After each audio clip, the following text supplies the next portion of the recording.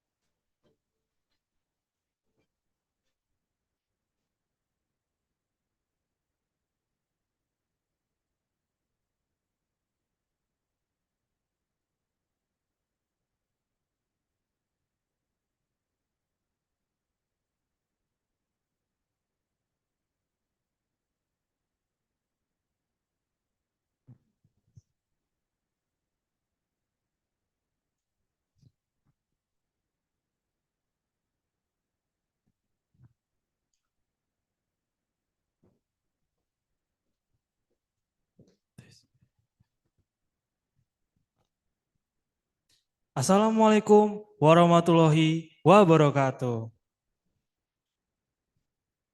Shalom, Om Swastiastu, Namo Buddhaya, salam kebajikan. peace be upon us. Good morning, Ladies ladies and and gentlemen, gentlemen, our distinguished speakers, honorable guests, and all participants. first and foremost, we would like to express our deepest gratitude to The Honorable Director of Universitas Brawijaya, Professor Widodo, the Honorable, the Dean of the Faculty of Animal Science, Universitas Brawijaya, Professor Muhammad Halim Natsir, the Honorable, the Chief Committee of Icesai Apis 2025, Dr. Asri Nurul Huda, and the Honorable Director of Isabela State University from the Philippines, our estimate co-host, Professor Boyet L. Batang. and most importantly, to all keynote and invited speakers for their valuable contribution to our international conference today. A warm welcome to our distinguished speakers, The Honorable Associate Professor Adnan Ali Halaf Al-Rubaye from the Poultry Science Department, University of Arkansas, USA, the Honorable Professor Pramod Pengkom from the School of Animal Technology and Innovations from Suranare University of Technology, Thailand, the Honorable Professor Dr. Siti Aziza from the Faculty of Animal Science, Universitas Brawijaya, Indonesia, the Honorable Associate Professor Eric Lim Taek Chung from the Department of Animal Science, University Putra Malaysia, Malaysia, the Honorable Professor Muhammad Syakal from the Department of Poultry Diseases, Cairo University, Egypt, the Honorable Associate Professor Mona Muhammad Abdel Rahman Gali from the Animal Productions Department, Cairo University, Egypt, the Honorable Dr. Gaikwad Sunil Manikrao from the Department of Dairy Science, Sanjivani College, India, and also the Honorable Professor Vijay Kumar Shivdas Dole and Dr. Santram Prabhakar Munde from India. We also extend our warmest welcome to our co-host, Isabela State University, Philippines, Central Philippines University, Dr. Ernest Howard, and the Institut Politécnico Betano Timor-Leste, Insinyur Julio Vicente. also to all participants in today's event. Ladies and gentlemen, welcome to the 6th International Conference on Environmentally Sustainable Animal Industry and the 6th Animal Productions International Seminar 2025.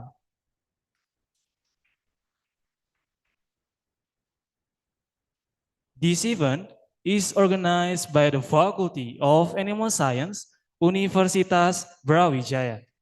And this year's conference gathered us with the main goal to achieve development of tropical livestock production systems for resilience and sustainability.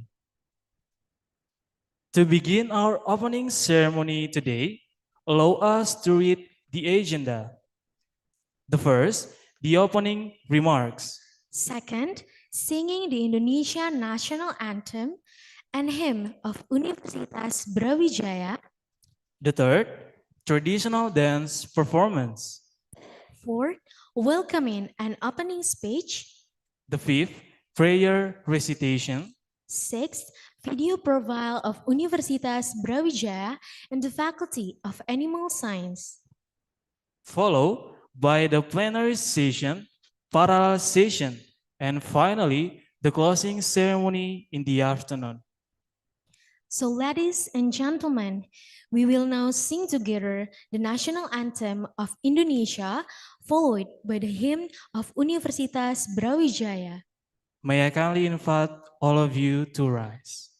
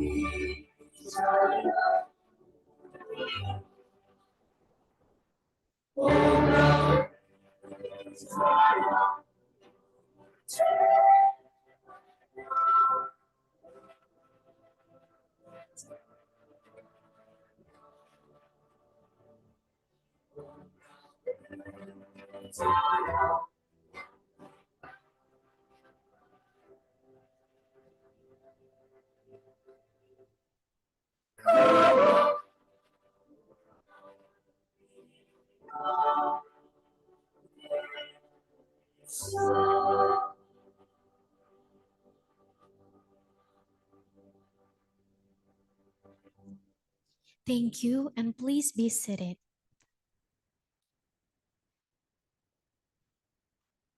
Next, to showcase the richness of Indonesian's culture, we proudly extend a warm welcome to you in the land of Ngrowo.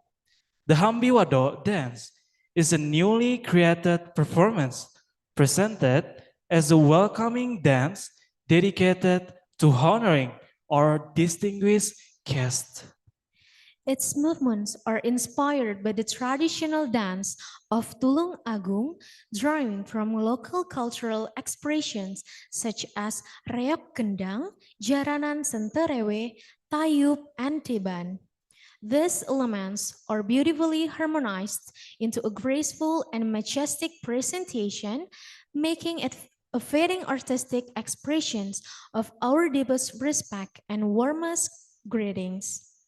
Let us enjoy a traditional dance performance presented by Unitantri Universitas Brawijaya.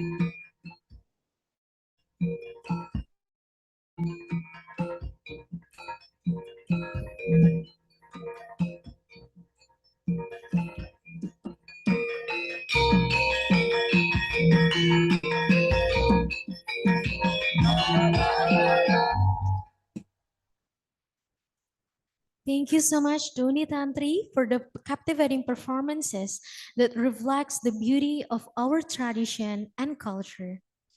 Now, we would like to invite Dr. Asri Nurul Huda as the Chief Committee of Icesai Apis 2025 to deliver her welcoming speech. For Dr. Asri Nurul Huda, floor is yours.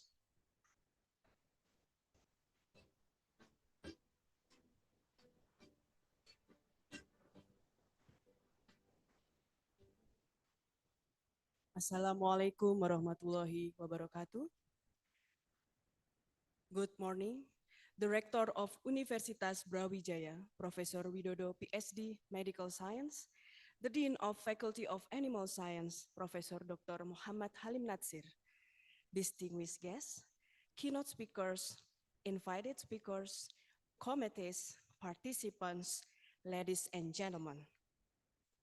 On behalf of the organizing committee, it is my honor to give report on the 6th International Conference on Environmentally Sustainable Animal Industry, Icesai, and the 6th Animal Production International Seminar, APIS 2025, with the theme, Development of Tropical Livestock Production System for Resilience and Sustainability. This year, our conference is joined by participants from 10 countries: the United States of America, Thailand, Malaysia, Egypt, the Philippines, Timor-Leste, Taiwan, India, Singapore, and Indonesia as the host country. I'd like to give my sincere appreciation to our co-host universities, Isabela State University, Philippines, Central Philippine University, Philippines, the Instituto Politécnico de Betano, Timor-Leste. Your strong collaborations and support have been essential in making this conference possible. We are proud to announce a total of 86 scientific papers presented in this seminar, covering multiple important aspects of animal science. We are also honored to welcome distinguished keynote speakers, Associate Professor Adnan Ali Khalaf Al-Rubaye, PhD, from Poultry Science Department, University of Arkansas, USA, Professor Pramod Paingkum, PhD, from School of Animal Technology and Innovations, Suranare University of Technology, Thailand, Professor Dr. Siti Aziza, from Faculty of Animal Science, Universitas Brawijaya, Indonesia, and Associate Professor Dr. Elik Lim Tae Chung from Department of Animal Science Faculty of Agriculture, University Putra Malaysia, Malaysia. Distinguished invited speakers from India, Dr. Gaikwad Sunil Manikrao, Professor Dr. Vijay Kumar Sivdas Dole, and Professor Dr. Santram Prabhakar Munde from Sanjeevani College, Chapoli, India. And distinguished invited speaker from Egypt, Professor Muhammad Shakal from Department of Poultry Disease and from Cairo University, Egypt, and Associate Professor Dr. Mona Muhammad Abdul Ghali, PhD, Animal Production Department from Cairo University, Egypt. Their expertise will enrich this conference and inspire us all. On behalf of the committee, I thank Universitas Brawijaya, our co-host universities, keynote invited speakers, session chair, reviewers, and all participants for your support. I wish you fruitful discussion and a successful conference. Thank you. Wassalamualaikum warahmatullahi wabarakatuh.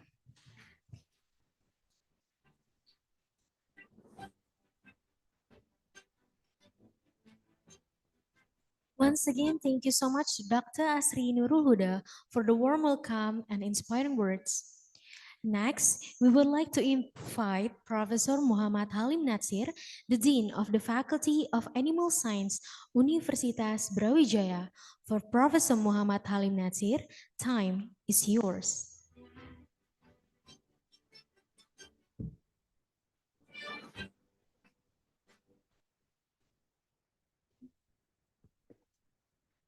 Bismillahirrahmanirrahim. Assalamualaikum warahmatullahi wabarakatuh. Good morning. Alhamdulillahirrabbilalamin. Wassalatu wassalamu ala asyrafil anbiya'i wal mursalin wa ala alihi washabihi ajmain. Asyhadu an la ilaha illallah wa asyhadu anna Muhammadar Rasulullah.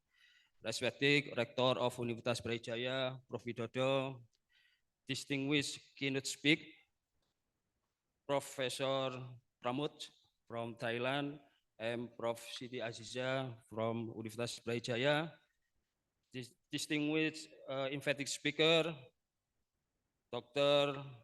Gaikwad Sunil, I'm sorry, pronunciation. Professor Dr. Vijaya Kumar, and Professor Santram Prabhakar Munde. I'm sorry, pronunciation. Distinguished our co-host university, presenter, participant, ladies and gentlemen. On behalf of the Faculty of Animal Science, Universitas Brawijaya, it is a pleasure to welcome you to the 6th International Conference on Environmentally Sustainable Animal Industry and the 6th Animal Production International Seminar 2025. We are honored to host this international gathering here in the Malang. This year, the development of tropical livestock production system for resilience and sustainability is very relevant to the challenge we face today. Climate change, food security, and sustainable farming are global concerns. Together, as academic, researcher, industry expert, and policymaker, we must find smart and innovation solutions to make livestock system more resilient and sustainable. I would like to give a big thank you to our keynote and invited speaker, our co-host university, and all participants for your valuable contribution to this conference.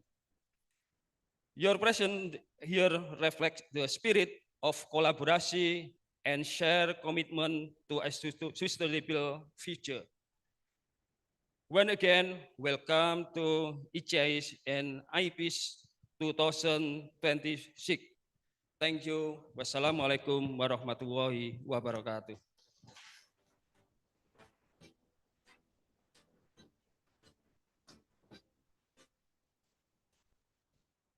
Thank you, Professor Muhammad Halim Natsir, for your encouraging remarks. It is now our honor to welcome the representative from our co-host. Please join me in inviting Director of Isabela State University from the Philippines, Professor Boyet L. Batang.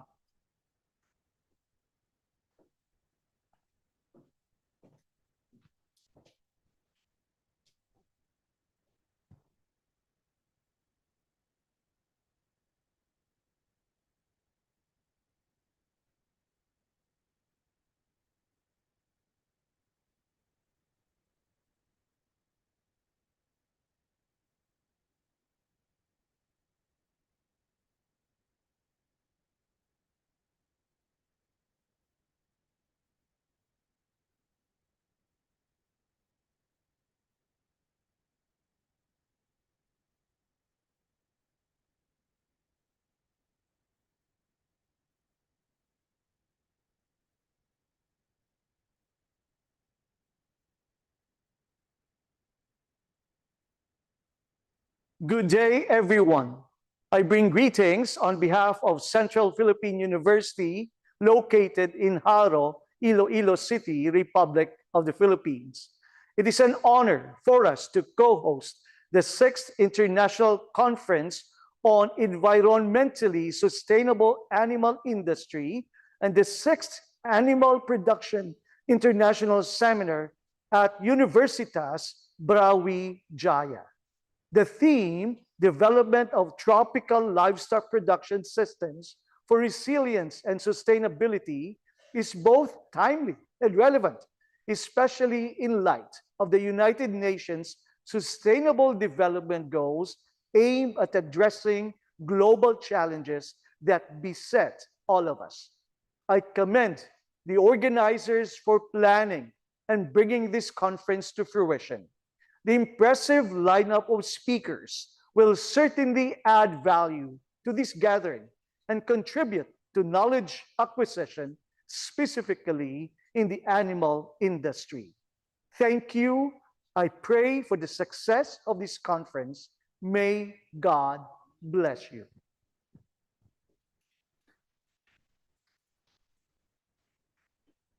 Once again, thank you so much to our co-hosts, especially President of Central Philippine University, Dr. Ernest Howard.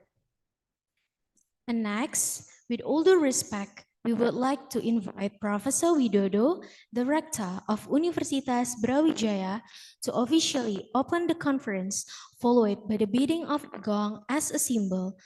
For Professor Widodo, floor is yours.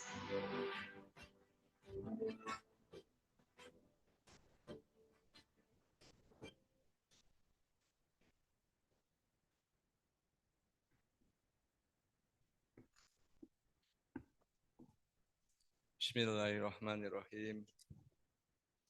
Assalamualaikum warahmatullahi wabarakatuh. Good morning, ladies and gentlemen, distinguished keynote speaker, Professor Adnan from USA, Professor Pramod Pangkum from Thailand, Professor Siti Azizah from Indonesia, and distinguished invited speaker, Professor Sunil, Professor Vijay Kumar, and Professor Sandram from India. The Honorable, all of the participants, esteemed guests, academic, researchers, the Honorable Dean and Vice Dean, and all of participants today. First of all, let us give praise and gratitude to Allah, the Almighty. By this mercy and grace, we are gathered here today at the 6th International Conference on Environmentally Sustainable Animal Industry and the 6th Animal Production International Seminar.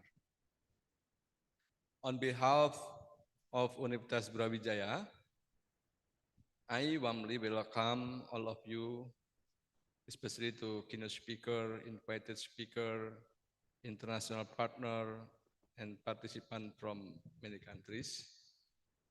And also thank you for the co-host university from Philippines and also from Timor-Leste, Mr. Professor Julio. And first of all, allow me to briefly introduce Universitas Brawijaya to all of you. This university is founded in the 1963 in Malang. Universitas Brawijaya has now grown into one of the largest and most respected university in Indonesia. So we are home to more than 70,000 students, supported by 18 faculties with discipline ranging from medicine, engineering, agriculture, law, economic, social science, and cultural science. In terms of the recognition, Universitas Brawijaya is consistently ranked among the best top university in Indonesia, with the top 100 in Asia and the top 600 university worldwide, according to the global university ranking. So this achievement reflect our strong commitment to research, innovation, and international collaborations. So ladies and gentlemen, the Faculty of Animal Science, so this faculty is one of the oldest and most important faculty in our university. It is play a strategic role in addressing the nation's food security, advancing rural economic, and promoting sustainable livestock industry in Indonesia. Its graduate researcher and innovation have supported Indonesia effort to improve meat production, milk, egg production, while also tackling issue in animal health. As we know that today is a lot of zoonosis diseases. So this is very important also to have issue to point it. This is one of the topic to study in this faculty. And also in Indonesia, this is very important also to have more efficient to produce food and also environmental impact. In the short, when the Faculty of Animal Science grow, I hope that there's also Universitas Brawijaya become stronger, and thus Indonesia capacity to feed its people and also sustainable its environment. So ladies and gentlemen, in Indonesia, so Indonesia is country with enormous potential in livestock, with over than 260 million people population in Indonesia. The demand for animal-based food continues to rise every year. So the poultry industry has grown rapidly, making chicken the most consumed source animal protein in Indonesia, and followed by small ruminants like goat and sheep, are vital rural communities. Dairy farming is expanding, and also cattle production remain essential for national food security in Indonesia. And we also face serious challenge. This is very important for us. So meat self-sufficiency. Our national beef consumption is about 700,000 tons a year, but nearly 40% still come from import. And dairy production, Indonesia produce only 20% of its milk demand. So while still imported. So this is an issue that we are challenged, very important to be solved. And also rising feed costs are putting pressure on our farmer and limiting production. Climate change also will have an impact to Indonesian community. So this is also a challenge for the Faculty of Animal Science. So this problem is not just obstacle, they also call to action. If we can improve livestock productivity, efficiency, and sustainability, Indonesia will not only reduce dependence on import, but also strengthen its rural economic and contribute to the global food security. So this is why the theme of this year, development of tropical livestock production system for resilience on sustainability, is so timely and very, very important. So we must work together to increase livestock productivity using science and technology, support smallholder farmer with innovation in feed, breeding, and health, reduce environmental impact through smart and green practices, and build international cooperation to share knowledge and solution. So this conference is not only about the paper and presentation, it is about creating real impact for science, for policy, and for society. Universitas Brawijaya believe that this university, when connected to the globally, can become engine of change. The Faculty of Animal Science, together with our partner across Asia and beyond, is ready to lead Indonesia into the future, where livestock is not only productive, but also sustainable, responsible, and resilient. With the strong optimism, let us use Icesai and Apis 2025 as a bridge to the new ideas, strong partnership, and meaningful contributions. And now, with the blessing of Allah, the Almighty, I obviously declare the 6th Icesai and the 6th Apis 2025 open. Thank you. Thank you for your kind attention. Assalamualaikum warahmatullahi wabarakatuh.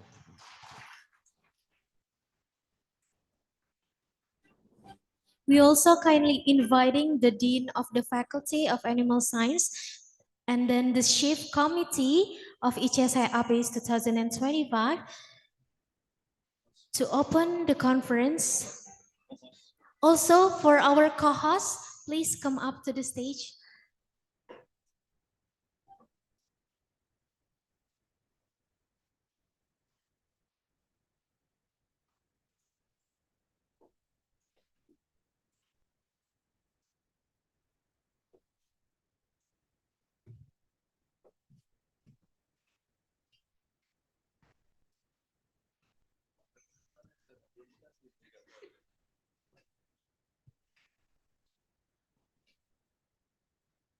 Bismillah. By mention the name of God, Bismillahirrahmanirrahim. Icesai and Apis 2025 officially open. Thank you.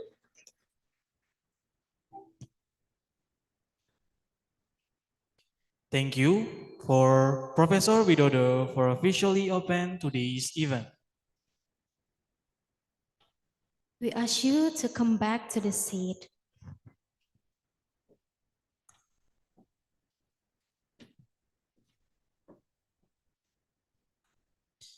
Before we begin to the next session, we will have the certificate to the co-host. The first, for the Central Philippines University. Second, for Isabela State University, Philippines. Third, for the Instituto Politécnico de Betano, Timor-Leste. And we would like to invite Insignor Julio Vicente to come up to the stage. Please, for the Insignor Julia Vincente to come up to the stage for the certificates that will be delivered by the Chief Committee of Icesai Apis 2025, Dr. Asri Nurul Huda.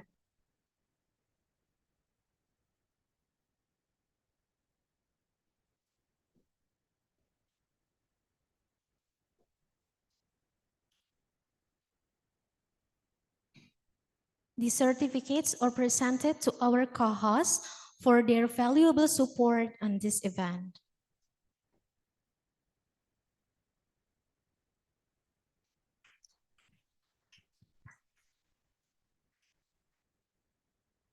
All right, once again, thank you so much to our co-hosts for their support on our today's event.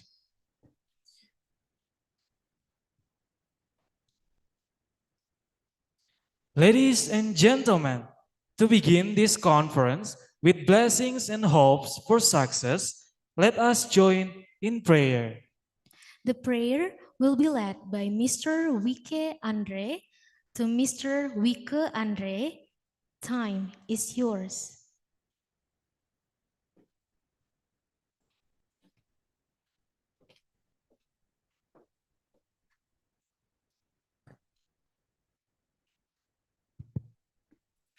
Assalamualaikum warahmatullahi wabarakatuh.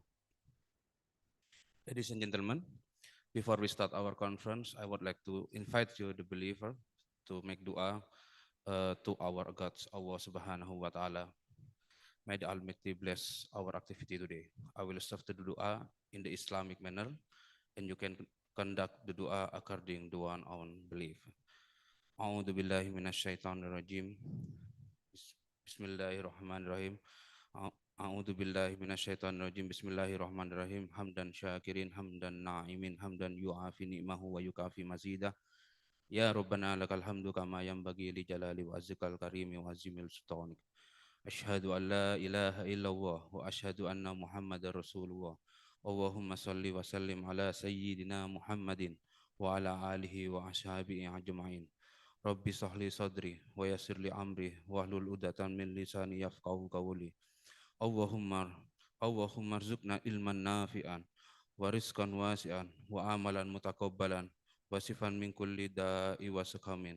Allahumma arinal haqqa haqqa warzuqna tiba'ah wa arinal batila batila warzuqna tinabah. Rabbana la tu'ahidna inna syi'na aw hata'na. Rabbana wa la tahmi ala alladina isra kama hamaltahu alal ladina min qablina. Rabbana wa la tuhammilna ma la taqata lana bih wa'fu anna waghfir lana warhamna anta maulana farsunna alal qaumil kafirin. Rabbana atina fid dunya hasanah wa fil akhirati hasanah wa qina adzabannar. Wa sallallahu ala Muhammadin wa ala alihi wa ashabihi ajma'in. Subhana rabbika rabbil izzati amma yasifun wa salamun alal mursalin walhamdulillahi rabbil alamin. Assalamualaikum warahmatullahi wabarakatuh.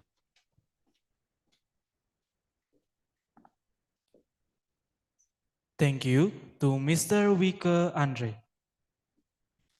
Ladies and gentlemen, as we continue, we would like to present to you the video profile of Universitas Brawijaya and the Faculty of Animal Science, Universitas Brawijaya.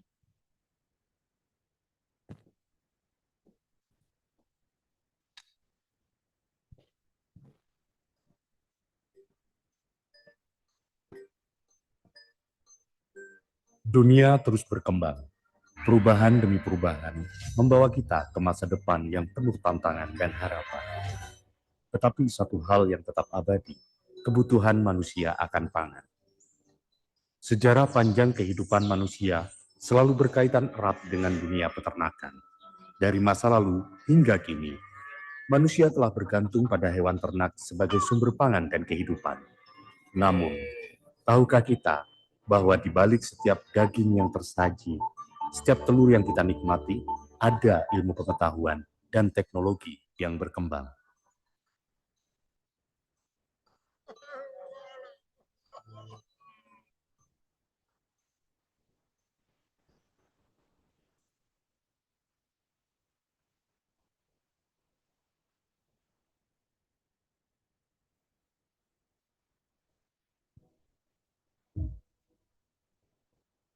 Fakultas Peternakan Universitas Brawijaya hadir sebagai jawaban atas tantangan masa kini dan masa depan.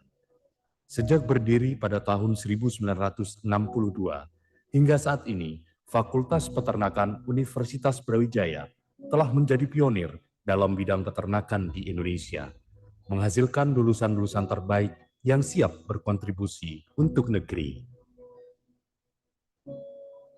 Guna mendukung perkembangan pengetahuan dan pendidikan, Fakultas Peternakan Universitas Brawijaya menawarkan jenjang pendidikan dari sarjana peternakan, magister ilmu ternak, doktor ilmu ternak, sarjana industri peternakan cerdas, profesi keinsinyuran, dan PSDKU sarjana peternakan.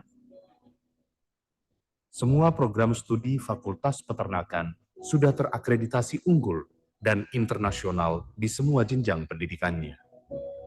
Mahasiswa diberikan kesempatan untuk belajar langsung dari para ahli, mengembangkan inovasi di laboratorium, serta berlatih di teaching farm yang dirancang untuk mendukung pembelajaran berbasis praktik. Salah satu keunggulan Fakultas Peternakan Universitas Brawijaya adalah sistem One Gate Sifapet, sebuah platform digital yang mempermudah proses akademik bagi mahasiswa, tenaga pengajar, hingga stakeholder Fakultas Peternakan, mulai dari pengajuan penelitian hingga administrasi akademik lainnya. Dengan sistem ini, sivitas Fakultas Peternakan bisa lebih mudah dalam berkomunikasi dan fokus dalam mengeksplorasi bidang peternakan. Selain itu, kurikulum dirancang untuk mencetak lulusan yang siap terjun ke industri. Mahasiswa dibekali dengan keterampilan teknis yang mendalam, mulai dari manajemen kesehatan hewan, penelitian pakan ternak, hingga teknologi pengolahan hasil peternakan. Semua ini dilakukan dengan pendekatan ilmiah, berbasis riset, dan inovasi. Berbagai fasilitas canggih telah disediakan untuk mendukung penelitian dan praktik mahasiswa. Guna mendukung mahasiswa dalam penelitian, Fakultas Peternakan memiliki fasilitas laboratorium seperti dairy production, miscellaneous livestock production, epidemiology, meat production, animal biology and psychology, poultry production, animal breeding and animal reproduction, feed nutrition, animal product technology, animal biotechnology, biochemistry and microbiology, and pasture sumber sekar and laboratories, entrepreneur, dan artificial. Fakultas ini memiliki pusat riset pengembangan ternak, serta fasilitas closed house system untuk ayam petelur dan ayam pedaging. Dengan fasilitas ini, mahasiswa dapat memahami bagaimana teknologi dapat meningkatkan efisiensi dan produktivitas peternakan. Fakultas Peternakan Universitas Brawijaya juga tercermin dari berbagai prestasi mahasiswa, baik di tingkat nasional maupun internasional. Mahasiswa-mahasiswa berbakat telah menorehkan banyak pencapaian, termasuk kompetisi ilmiah, pertukaran mahasiswa ke luar negeri, hingga kolaborasi penelitian dengan universitas ternama di dunia. Fakultas Peternakan Universitas Brawijaya merupakan institusi pendidikan yang memiliki visi menjadi fakultas peternakan pelopor dan pembaru dengan reputasi internasional dalam ilmu pengetahuan dan teknologi terkini. Fakultas Peternakan Universitas Brawijaya didukung oleh dosen yang berpendidikan doktor sebanyak 85% dan dengan jabatan guru besar sebanyak 30%. Pada tahun 2025, Fakultas Peternakan UB telah menempatkan diri dalam beberapa peringkingan, GS Ring, Edu Ring, Imago Institute Ring, serta Cinta Ring. Oleh karena itu, Kami selalu berkomitmen memberikan kurikulum yang berdaya saing dengan selalu mengikuti perkembangan ilmu pengetahuan dan teknologi terkini. Dengan didukung oleh fasilitas, prasarana, dan sarana pembelajaran yang lengkap, dan laboratorium modern dalam rangka menghasilkan lulusan yang unggul, serta berdaya saing dalam iptek, attitude, soft skill, dan hard skill. Fapai Jaya luar biasa. Fakultas Peternakan Universitas Brawijaya telah mendukung para mahasiswa untuk mengembangkan minat melalui berbagai pilihan, di antaranya produksi ternak, nutrisi dan makanan ternak, teknologi hasil ternak, sosial ekonomi peternakan, reproduksi, dan pemuliaan ternak. Kedepan, Fakultas Peternakan Universitas Brawijaya tidak hanya berfokus pada pembelajaran dan penelitian, tetapi juga membangun kolaborasi dengan berbagai industri, lembaga internasional, dan perguruan tinggi. Semua hasil yang telah ditorehkan oleh Fakultas Peternakan selama ini tidak lepas dari peran para pengajar yang tidak hanya berfokus pada kegiatan belajar mengajar di dalam kelas, namun juga membentuk 13 kelompok riset guna meningkatkan mutu pembelajaran. Nama saya Firman Syafri Saputra. Nama saya Suci Alfianisa. Nama saya Aldion Rasa Oscar Rahman. Nama saya Muhammad Nur Rahim. Saya saat ini ditugaskan belajar di program Animal Molecular and Cellular Biology, PhD program, University of Florida.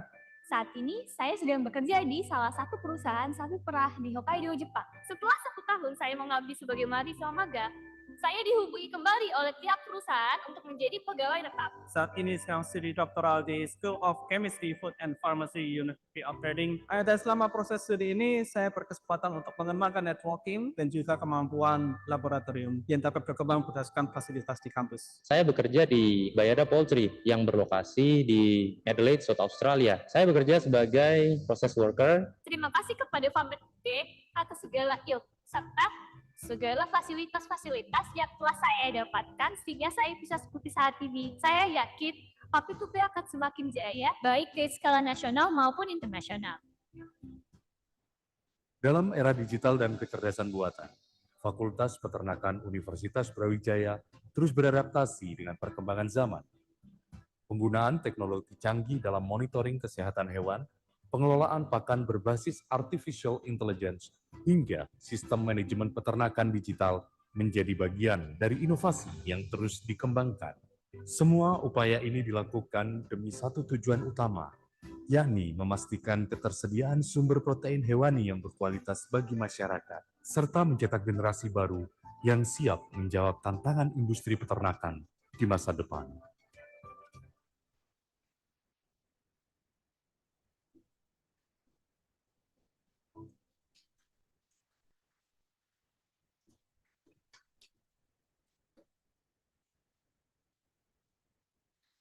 All right, now for all the participants, we are going to have a photo session and we kindly invited the following distinguished speakers and all guests, also for all the participants to come up to the stage to join us on the documentation session. So for all the participants, the guests, keynote speakers and invited speakers, please join us and come up to the stage.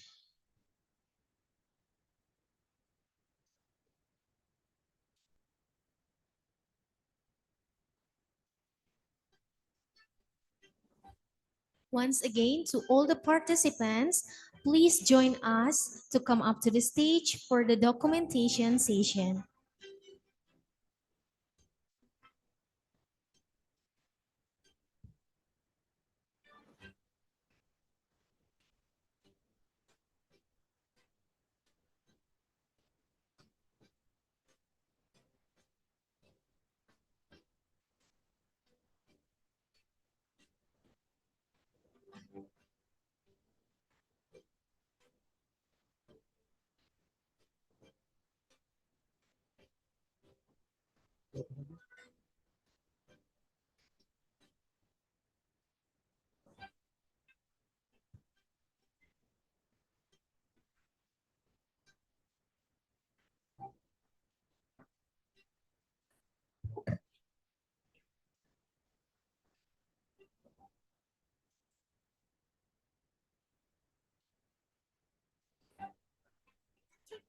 Okay.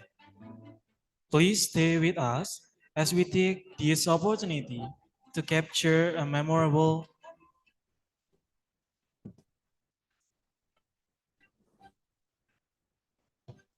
on the count of three. One, two, and three. Cheese. Cheers. Once again, one, two, three.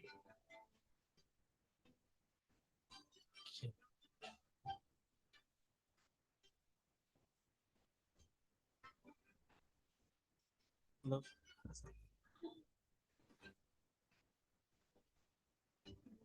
Okay, let me count. One, two, three. Once again, one, two, three. All right, thank you so much to all the participants, and please come back to your seat.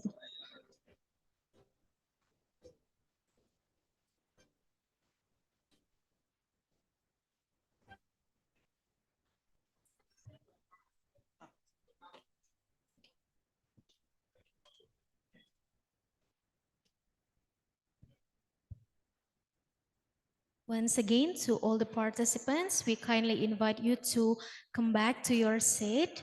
We are going to proceed to the next agenda.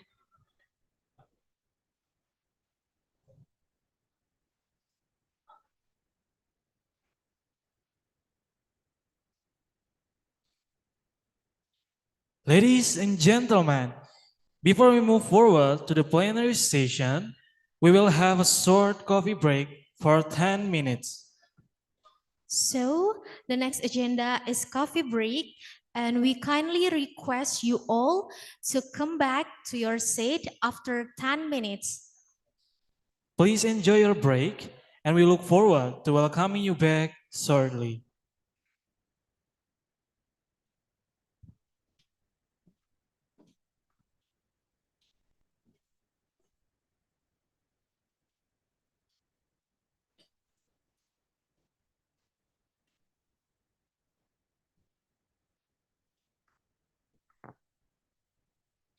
To all the participants, please enjoy your coffee break at your left side, and then please coming back again to your seats after 10 minutes.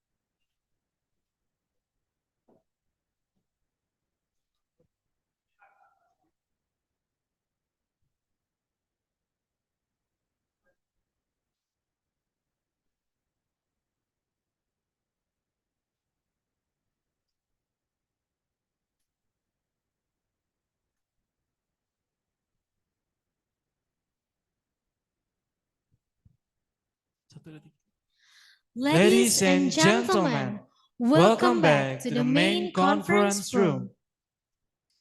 We are now entering the first plenary session of the 6th Icesai Apis 2025.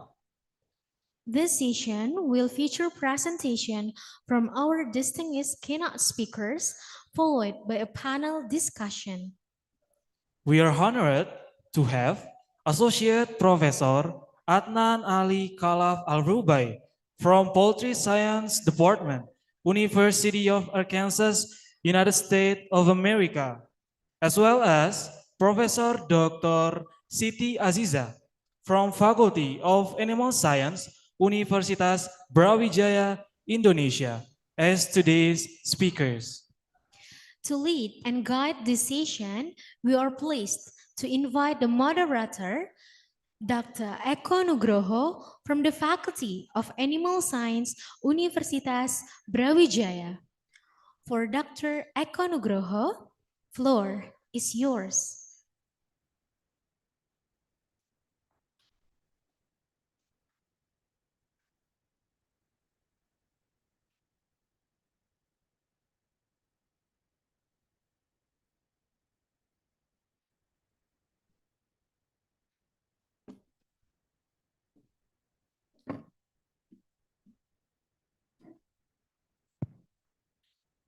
Bismillahirrahmanirrahim. Assalamualaikum warahmatullahi wabarakatuh. Good morning, ladies and gentlemen. Thank you very much for Master Ceremony for having me here. First of all, I would like to introduce myself. My name is Eko Nugroho. I'm a lecturer in the Socioeconomic Division at the Faculty of Animal Science, Universitas Brawijaya. And it's a great honor for me for being your moderator for the first plenary sessions. So, ladies and gentlemen, in this first plenary session, we will have two speakers. First is Professor Adnan Ali Khalaf Al-Rubai from University of Arkansas. He is going to present online. And the second speakers will be Professor Siti Aziza from University of Brawijaya. And yes, I will invite Dr. Aziza to come to the stage.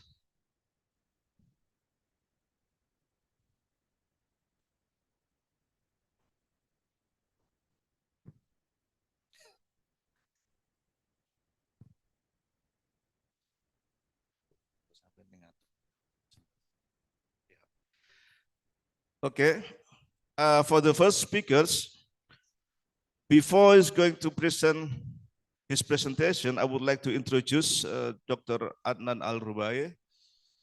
Maybe the committee, could you please display this curriculum vitae of Dr. Adnan?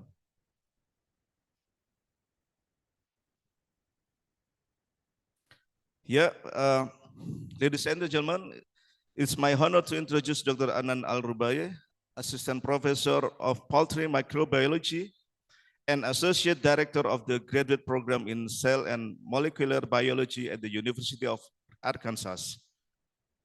As you can see here, it's a lot of experience in research. Yeah, Dr. Al-Rubai is recognized as a leading global researcher on bacterial chondronecrosis with osteomyelitis, or BCO, lameness in broiler chickens, a major animal welfare and economic challenge in the poultry industry.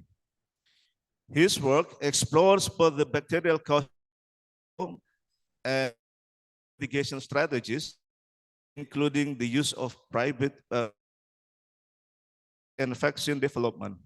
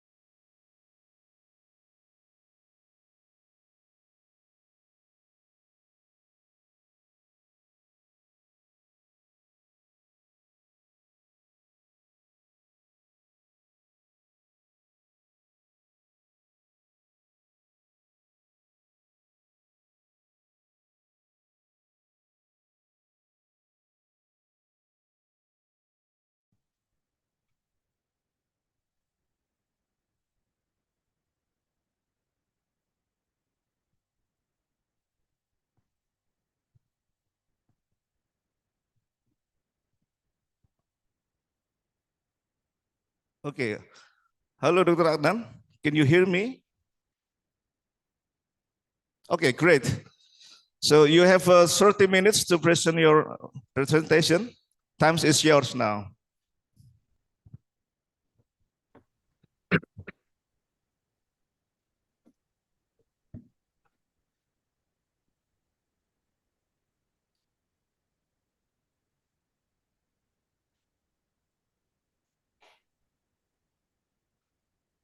Can you see my presentation?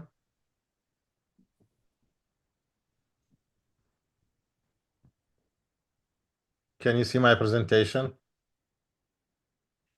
Yes. Okay, excellent. Assalamu alaikum wa rahmatullahi wa barakatuh. Thank you so very much for the invitation. I would like to specifically thank Dr. Siti Aziza, Dr. Arfan, Dr. Muhammad Halim, and the rest of the faculty at the Brawijah University. It's a great honor and pleasure to be here today. I'll be presenting about bacterial chondro necrosis with osteomyelitis in broiler chickens, pathogenesis, etiology, and practical intervention approaches in the next few slides. So, BCO lameness is one of the main animal welfare issues facing the poultry industry. Regularly, it causes somewhere between 3 to 5% of lameness in chickens, but in the most advanced cases, we can get 20 to 25%. I'm from the state of Arkansas and the University of Arkansas, and we produce around 1 billion broiler chickens annually, which is around 2.82 billion US dollars per year. So if you put a 3 to 5% of financial losses from a $2.82 billion, that will be huge financial loss. If you look at those chickens right here, you can see they are sitting, legs are extended. You can see them, all these legs are extended. That's because they are mostly lame.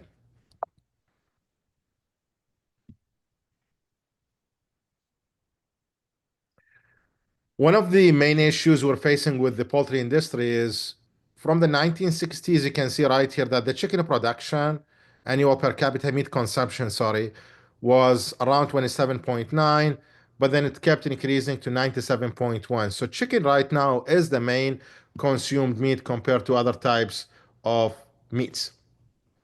I'll show you two videos. Hopefully they'll work fine, but those two videos will. You can see right here, this is a bird that is lame completely.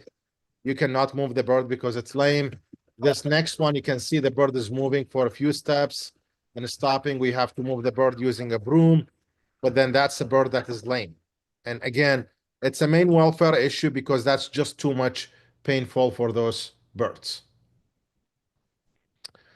If you want to look right here, so this is a day-old chick around 40 grams of weight. This is an 8-week broiler, 4 kilograms. You can see that the size of the bird is increasing by far, but the size of the bone is not increasing too much. There is just too much meat on small legs, which will eventually cause microfractures leading to damage in those long bones. I wanted to pay attention to this area right here, which we call the feces or growth plate, which is the area that will be damaged first. Here is the epiphysis, here is the metaphysis, but the area that will be damaged first is the feces area or the growth plate. The two bones that will be affected the most is the proximal femoral head right here and the proximal tibial head. Does that mean that the distal tibial head and distal femoral head are not affected? No, but the ones that will get affected the most are the proximal femoral head and the proximal tibial heads. If you look right here, so why is the proximal femoral head is mostly affected compared to the distal femoral head is because 66% of the growth of the bone happens because of the proximal growth plate. GP is for the for the growth plate. 33% of the growth of the bone happens due to the distal growth plate. So most of the bone growth comes from the proximal growth plate compared to the distal one. Also, proximal growth plate elongates twice faster compared to the distal growth plate. Chondrocyte columns are twice longer on the proximal growth plate compared to the distal growth plate. And it's not only the proximal growth plate of the femoral and tibial heads are the ones that get affected the most. flexible thoracic vertebrae, FTV, flexible thoracic vertebrae T4, will get affected also, leading to a disease that we call kinky back. And kinky back is simply one of the widely spread diseases right now worldwide. But again, that's due to the damage of the flexible thoracic vertebrae number 4. So how does the disease happen? How does lameness happen? BCO lameness, as I said, is one of the main animal welfare issues facing the poultry industry worldwide. Excuse me. First, there is a fast growth. So today, chickens are growing really fast, and this fast growth going to lead to mechanical damage to the growth plate, followed by stress and immunosuppression, leading to bacterial translocation, bacteremia, abscesses, and finally BCO lameness. So this is our current hypothesis for the pathogenesis of BCO lameness. What do we usually do is in the diagnosis is once we see a bird lame, there are some obvious causes for lameness like kinky back, which is the infection of the thoracic vertebrae number 4, or twisted legs. Sometimes there are some unknown causes. For those ones, what we will do is simply euthanize the birds, look for infections in their femoral heads. We have 3 categories. And then or infections in their tibial heads, and we have 3 categories as well. I'll show those in just a few minutes. What we discuss usually, or what we try to diagnose, is the clinical lameness, the lameness that we can see with our eyes. But the problem is most of the chickens try to hide the pain, and they have subclinical lameness. You can see right here, the reason why they hide the pain is because once they show some weakness, other birds will be picking on them, similar to what's happening here with this poor animal that's getting picked up by this wild animal once it showed some weakness. This is a slice in a tibial heads, and I'm very excited that Dr. Siti Aziz and Dr. Irfan and myself are actually pursuing this research in Indonesia. We've done this research in Yogyakarta when I visited Indonesia back in May. We're planning to do the same research in Malang with Brawijaya University, hopefully in the next few months.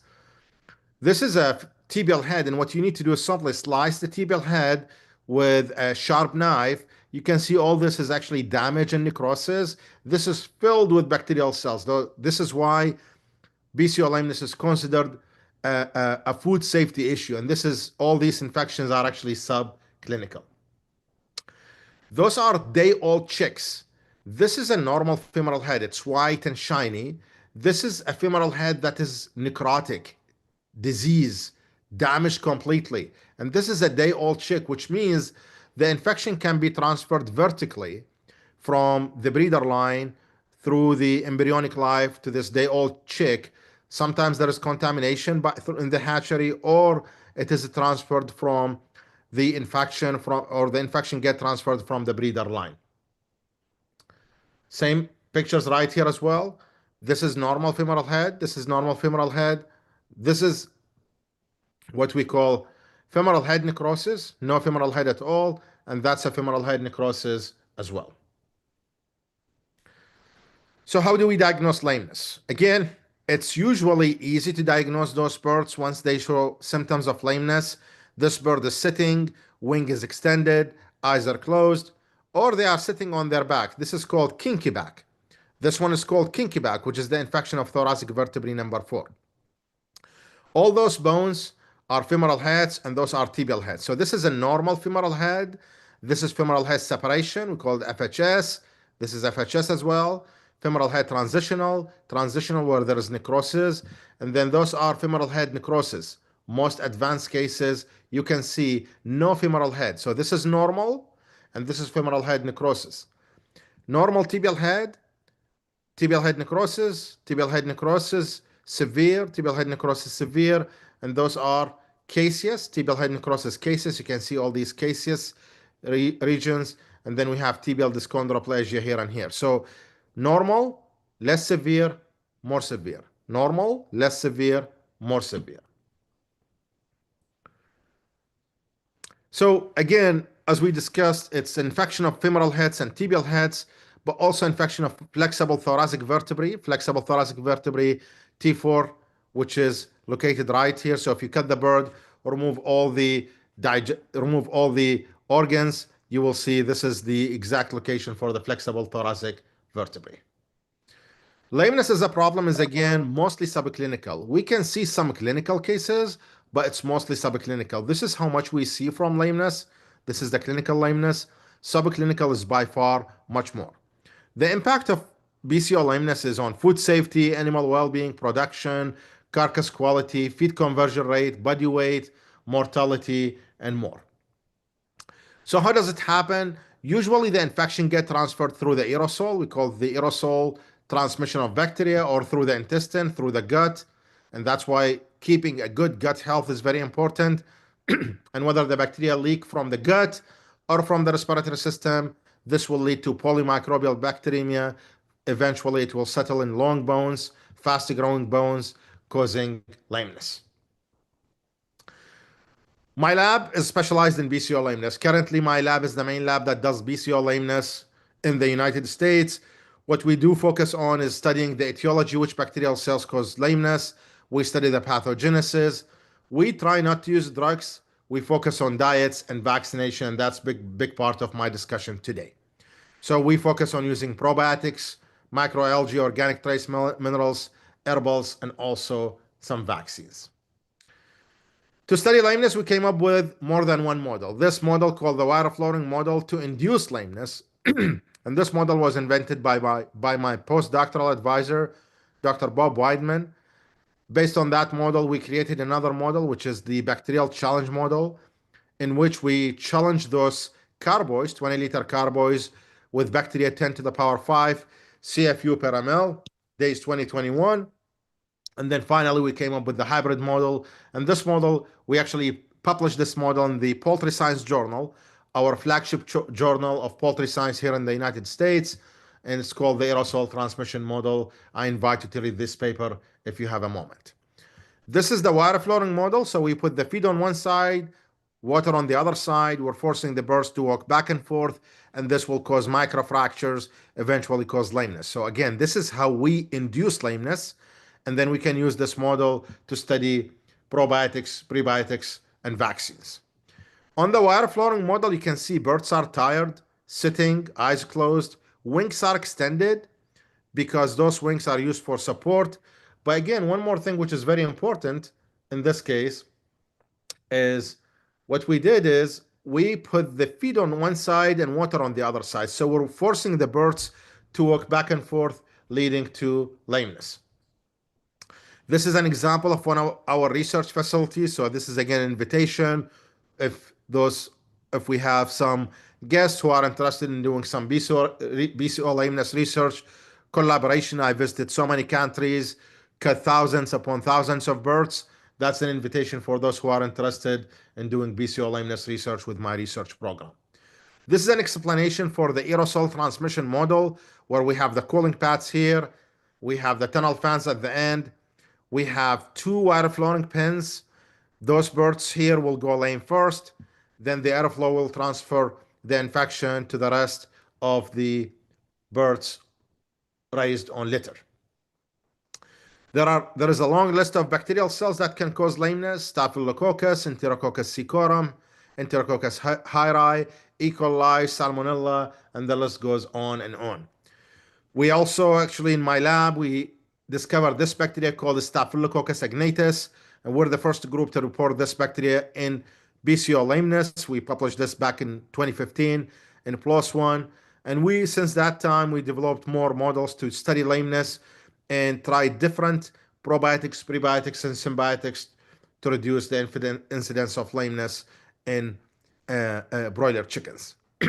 Eventually, in the past 3 years, my main focus has been on developing a vaccine. And my collaborator, Pami Jasud Hassan, who works for the USDA ARS, he is an E-beam specialist. And so what we do with E-beam is we take the bacteria, we grow the bacteria, and we expose the bacteria to an electron beam. And this electron beam will destroy the DNA, shred the DNA, but the bacteria will still be metabolically active and can be highly immunogenic, and this will cause and will induce a high immune response, leading to protection against lameness. And I'm happy to report that we received a patent, provisional patent from the University of Arkansas for this e-beam vaccine, which is a multi-species vaccine. We published 2 papers. Actually, one of the papers just got accepted today. That makes it the 3 papers on the e-beam vaccine to reduce the incidence of lameness in broiler chickens. So the e-beam inactivated vaccine generally is significant specifically against Staph aureus, and it will increase the level of IgM and IgAs, significantly increase B cells in the blood of the e-beam groups. That's again one of our papers about the e-beam vaccine. And with this, again, I don't do the work by myself. All these, again, are my students, doctoral students and undergrads. Dr. Andias Nayanti is actually from Indonesia. She just returned. She finished her PhD and postdoc in my research program, and she just returned to Indonesia. And right now, she's in Jakarta. Rovindo is actually from Sri Lanka. Anne, originally from Vietnam. Kala from Saudi Arabia. And you can see the lady with the hat is from originally, again, she's from the United States, from the state of Arkansas, and all these are undergraduate students in my research program. This is again my research program, some of my students doing research in the farm. Our success is actually based on securing grant funding by many agencies, federal and local agencies and industry, and I want to thank all of them for supporting my research program. This is our poultry science building. My office is right here. My labs are right here. So these 3 labs are my labs. And again, if you want to connect with me and learn more about BCO lameness research in my lab, this is my LinkedIn QR code. Feel free to scan my LinkedIn and ask me any questions or follow my research progress on LinkedIn. And with this, I will open it for questions. Thank you again for listening. I want to again thank Dr. Siti Aziza, Dr. Arfan, Dr. Muhammad Halim, and all the rest in the Dean's and Director's office for the invitation. I appreciate you all, and I'm happy to answer any questions.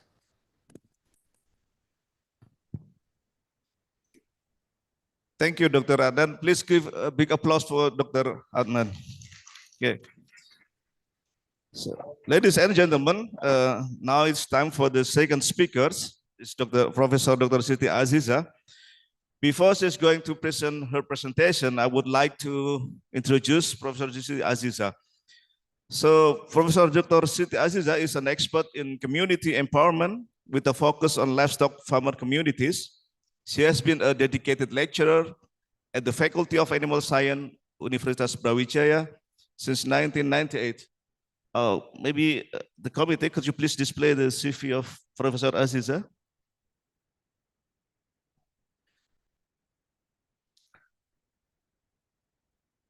So I'll continue. She has been serving in the socio-economic divisions. Professor Aziza's academic journey is impressive. She holds a bachelor degree in animal husbandry and a master's degree in the development sociology from Universitas Brawijaya, a master's degree in rural and regional development communication from the University of Queensland in Australia, and a doctorate in agricultural communication and extensions.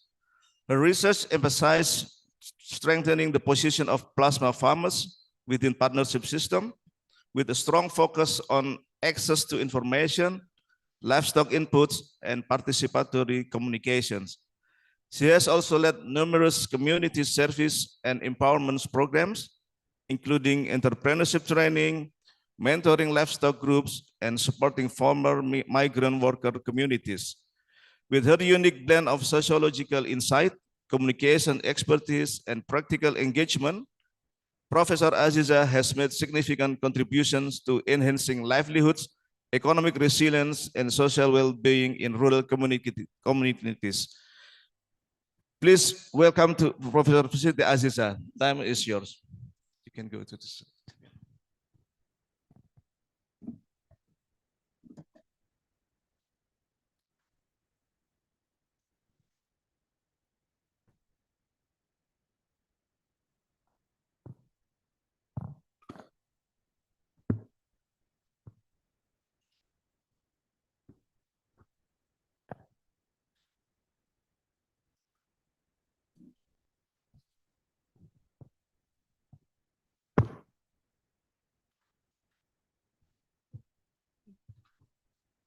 Oke, bismillahirrahmanirrahim. Assalamualaikum warahmatullahi wabarakatuh. Good morning, everyone. Today, I'm honored to present Empowering Livestock Communities, a decade of research and insight. In the seminar where I will try to explore key research trends in livestock farmers' empowerment over the past decades. And over the last decades, we know that studies in livestock community empowerment have revealed transformative approaches. Today, let's uncover some findings and their implications for the future of sustainable farming.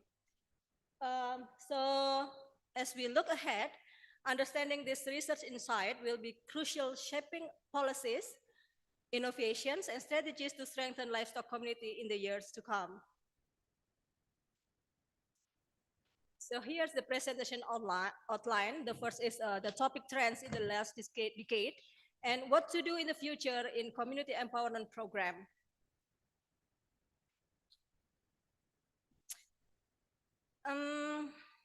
Over the past decade, research on community empowerment has expanded significantly, exploring new dimensions and innovative approaches to strengthen marginalized groups, including livestock farmers.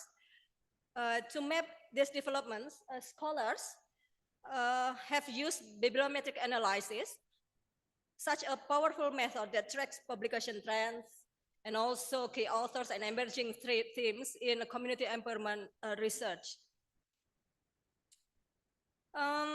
We found interlinked research areas in this recent research.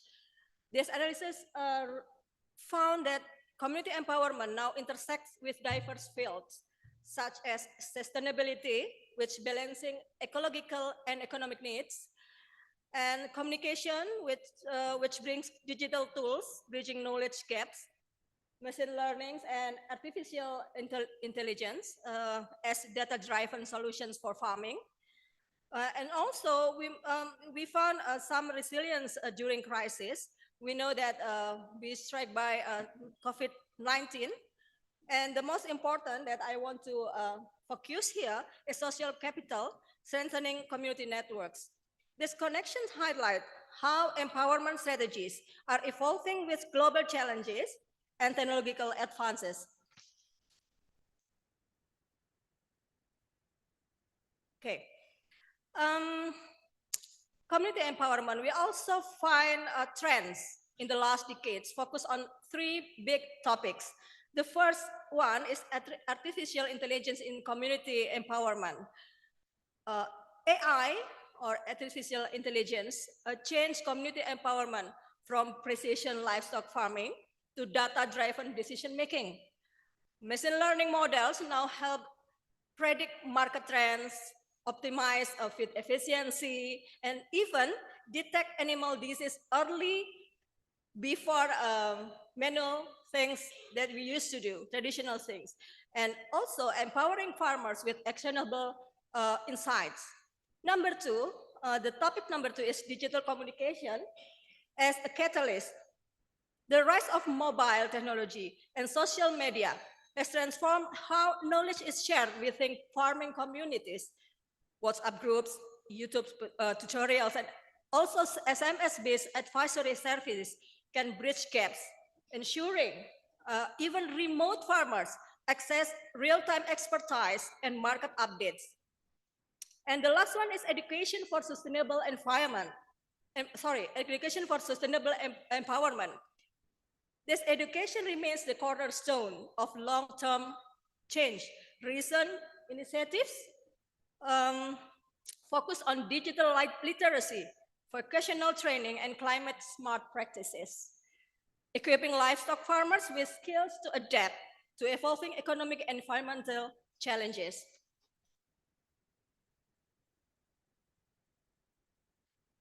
Now we talk about, we're shifting from research trends. Now we go to the future insights. This is a multidisciplinary approach. We have to realize that empowering livestock communities is not a monodisciplinary program. It requires collaboration across economics, technology, social science, and environmental studies. The future of community empowerment lies in integrated solutions that address complex and interconnected challenges. Why? Because I believe no single knowledge can solve a complex problems of community. And here to make the future insight simple, to guide future strategies, I try to adopt the triple bottom line concept, balancing people with its social equity, planet, environmental sustainability, and profit from to seek economic viability. This holistic approach ensures that empowerment initiatives are inclusive, resilient, and scalable. So why does future insight matter? Because these insights are more than just prediction. They serve as a roadmap for policymakers, researchers, and practitioners. By aligning stakeholders' efforts with emerging trends, we can design targeted intervention that drive lasting impact in livestock communities worldwide. So we have to remember that the future of empowerment. Actually, it's not just about solving today's problem. It's about anticipating tomorrow opportunities.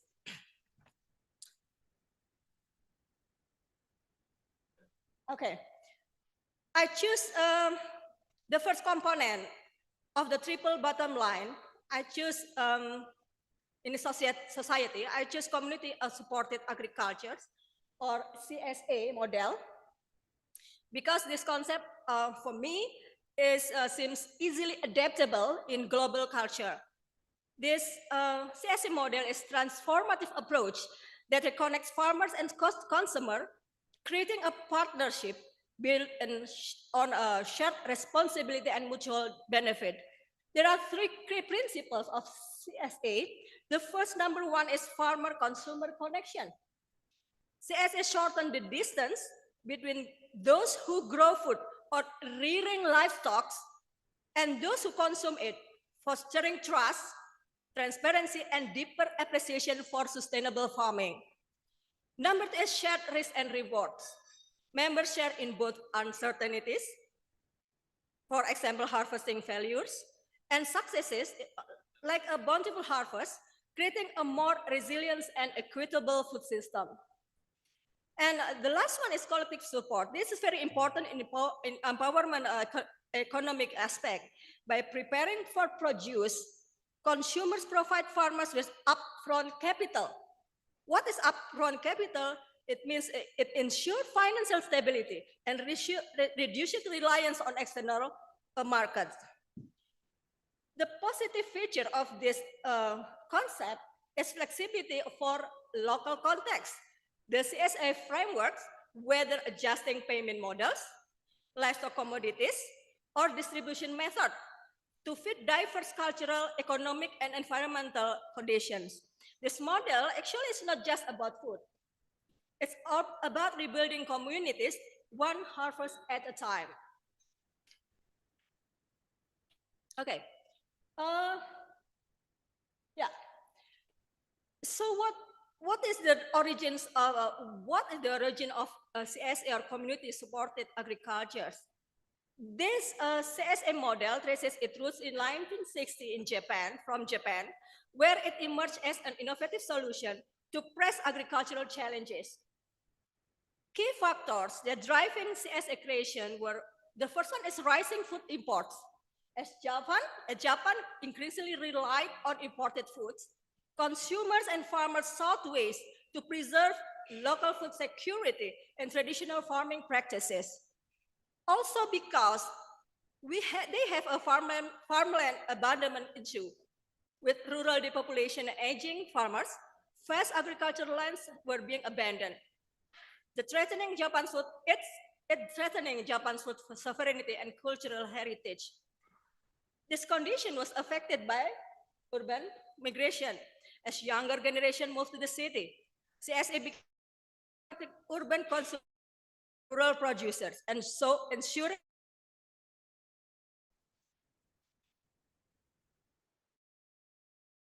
yeah. So then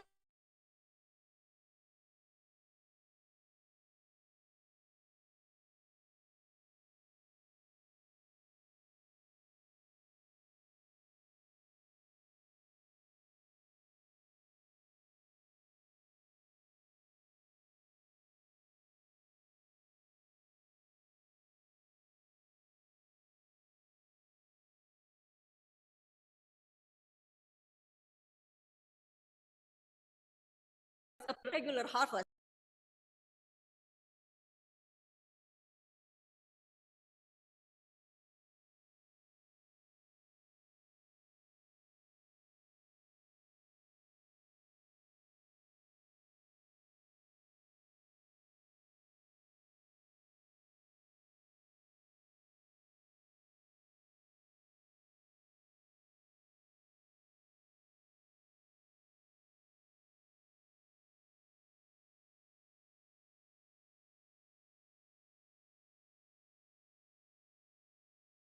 United States, first introduced in middle 1980, it brought the SM medal to Western audiences. In the France, known as a map, applied in about 2000. And in Finland, since 2012, it's called Kumppanuusmaatalouus. Yeah, it's adapted to Nordic agricultural context. And how about this concept in livestock farmers community? I think this is powerful and locally easy to adapt. For example, we can have a group of families who make a traditional contract with dairy farmers or layer farmers. So, okay, the first one is CSA. And the second concept I want to bring here is society component is farm-based mental health circles. Moving to another powerful community empowerment model, I would like to explore an alternative how farms are becoming an effective spaces for mental health support. The definition and purpose of this farm-based mental health circles is to represent innovative approach to well-being. The structured support needed is carefully designed, goal-oriented program that transform farms into therapeutic environment. We can apply a holistic approach that uniquely harness four natural resources: people, place, activities, and community.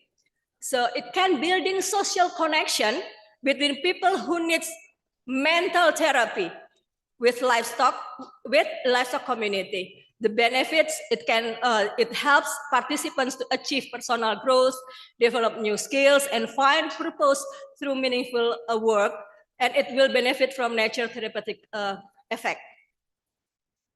So why it can work? Because research show that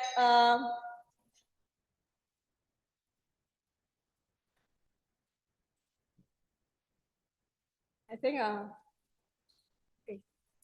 why it works, because it's research show that we can combine a lot of things, yeah, by green spaces, physical activity, social interaction. It creates power formula to mental health improvement. The core reason to build this therapeutical environment, because of this data, I found the data shows that we have significant numbers of depression in our community. Like women, twice as likely to experience depression than men. So yeah, I think it's reasonable, yeah. Because of men, we have a depression, yeah. And then 33% of employees experiencing a depression, and people with a disability experiencing 5 times more likely to have a depression than who are able-bodied. And also we can see, yeah, some of age-related thing with depression.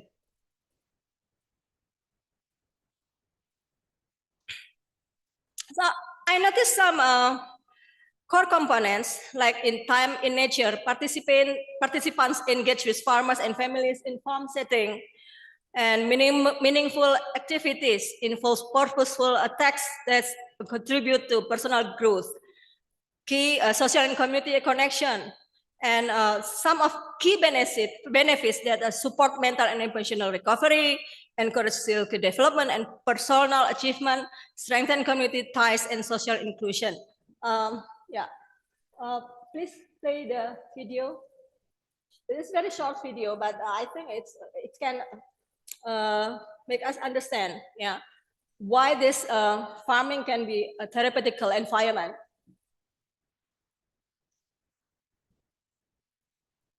Video, please. The green box.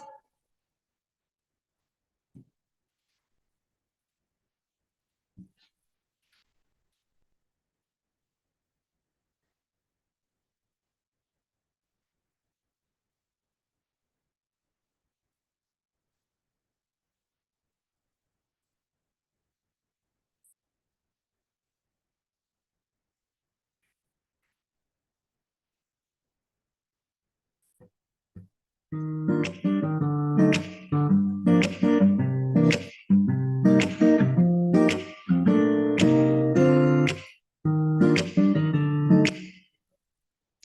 I think it's similar with maybe we can use cow, duck, and everything, and maybe rabbits for this therapeutical issue. Yeah. So let's.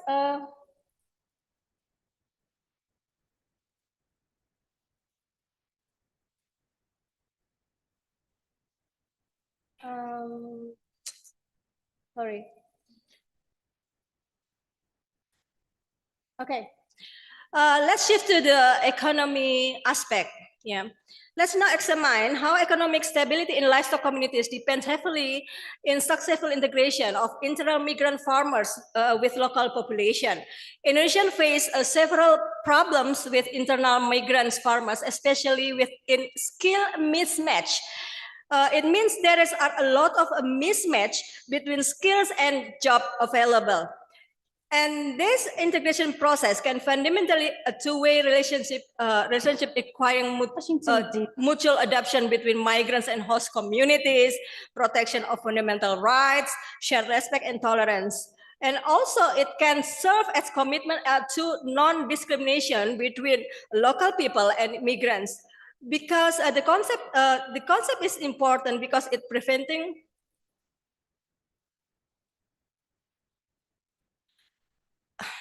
The concept is important because it can prevent a pseudo-prosperity. Without proper integration, apparent economic gains often mask underlying tension and inequalities. Resolving land tenure conflicts, we know that agricultural land disputes frequently arise when the migrants and local farmer rights aren't properly aligned. And also, Indonesia have a wild grazing issue. So this concept can help to manage wild grazing issues, such as Baluran National Park or Mount Rinjani National Park. We need to understand that unregulated grazing patterns can escalate when systems do not account for all stakeholders' needs. So, but however, we need to know that some challenges like cultural differences, competition for limited resources, varied interpretation of land rights, and access to support services. So the path forward for this concept is a successful integration creates more stable local economics, improve resource management, stronger and more resilient communities, and better market for all farmers. And to ensure both migrants, farmers, and host communities thrive together, there's initiatives to prioritize for critical dimension. Number one is economic empowerment. Equip migrant farmers through vocational training, financial resources, and modern agricultural technologies. Hopefully this boosts productivity and also stabilizing local food system and economies. Number two is social cultural integration. Bridge cultural gaps by facilitating mutual understanding of tradition, values, and local practices. Number three is access to essential services. Remove barriers between the two, like barriers to healthcare, education, and legal documentation. And number four is very important, is network development. Create platform for collaboration such as farmer cooperatives or mentorship programs. It will strengthen trust, share knowledge, and build supportive community networks. To overcome integration challenges, maybe we can propose a groundbreaking tools. Yeah, the Digital Farming Mentor app this AI-powered platform connects migrant farmers with a local agricultural experts. It can break down barriers and fostering collaboration. The key features of this digital farming mentor are it's AI-powered chat assistance, real-time translation, and personalized training modules that offer tailored course for all local farming techniques and everything. We have for a global appliance is a Kisan Craft. It's an agricultural app, but also we have a Solusi Ternak ID. It's like an AI assistant for Indonesian. So the impact expected from this AI assistance is accelerate knowledge transfer. So migrant farmers gain localized expertise faster, boosting productivity and reducing trial and error losses, strengthen social bonds between the parties, and scalable and low cost, and works even in low connectivity areas. Okay. Now we move to the integration between economy and technology. Here, we propose an NFT or non-fungible tokens application. The application in agriculture. The function is varied, like a proof of ownership, authenticity, and then supply transparency. So we can boost consumer trust. Buyers just simply scan QR codes to view full product history, and of course recall efficiency in critical events. For example, instantly identify affected batches during contamination outbreaks. And of course, the main goal is farmer empowerment. It enables direct sales, farmers tokenize harvest, royalties, it earns automatic percentage when resold in digital marketplace, and crowdfunding.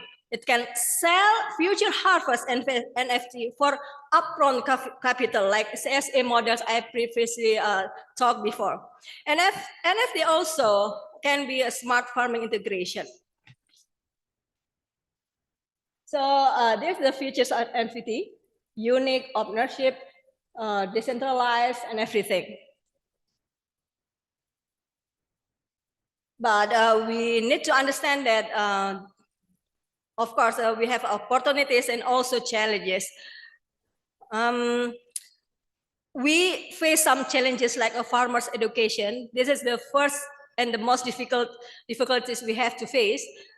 We need simple apps with minimal crypto jargon, FUD, fear, uncertainty, and doubt. Also, infrastructure is also need well-designed infrastructure, requires smartphones and internet in rural areas, and sustainability. We also have issue with this sustainability. Energy efficient blockchains must be prioritized. Okay, we have existing NFT actually in livestock. The first one is Wagyu beef authentication. We call it Wagyu. They call it Wagyu scan. We found it in Australia and Japan. They use NFT to verify full lineage and feeding history of premium beef. So how it works? Each cow has an NFT ear tags linked to the NFT, scanned by restaurant or butchers. Yeah, dairy traceability, milk, we call it milk chain from from Europe. It tanks of organic milk tokenized as NFT for supermarkets like Carrefour. The proof is QR codes on cheese packaging show pastures, location, and milk processing dates.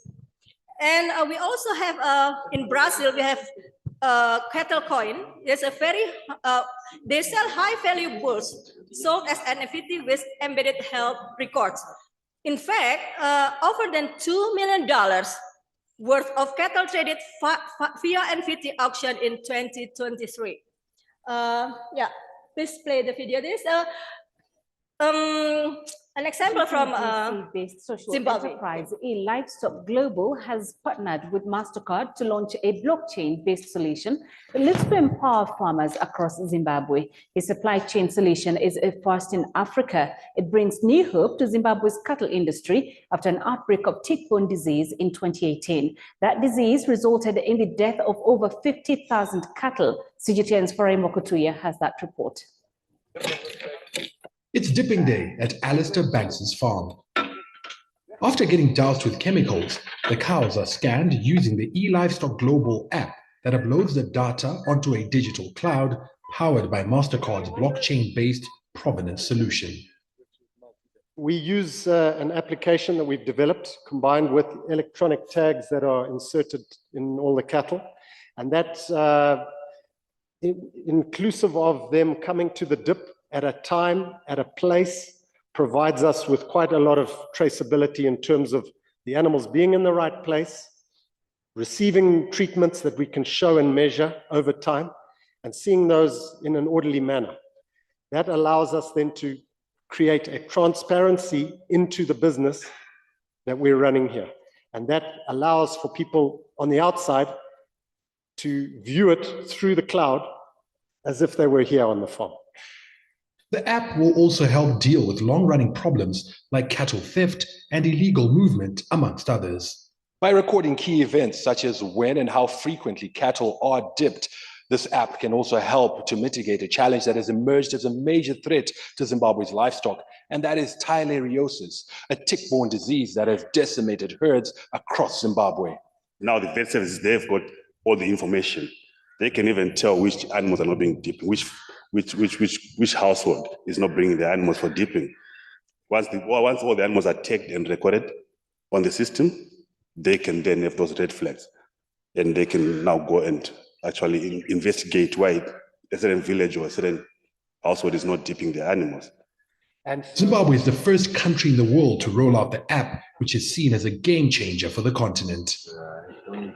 In Africa, mainly, we have a lot of cattle which are untraceable, and because of that, they can't be exported. And so you have millions of farmers and tens of millions of cattle that cannot enter global markets.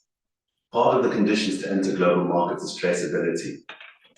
Traceable cattle can also be used as collateral, which means livestock that has already a huge ceremonial importance will see its commercial value significantly enhanced. Farai Mokotuya, CGTN, Rua, Zimbabwe. So hopefully we can do it in Indonesia too for traditional farmers.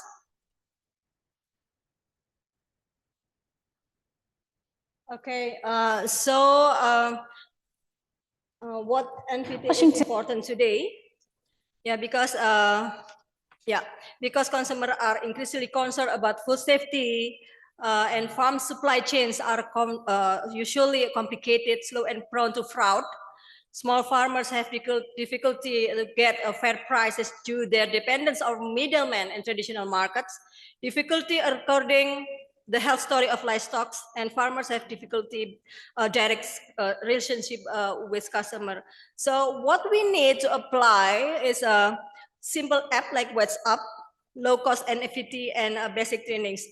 So yeah, I hope Indonesia also can use this technology in the future. Okay, next, next is agricultural gamification. We propose this concept.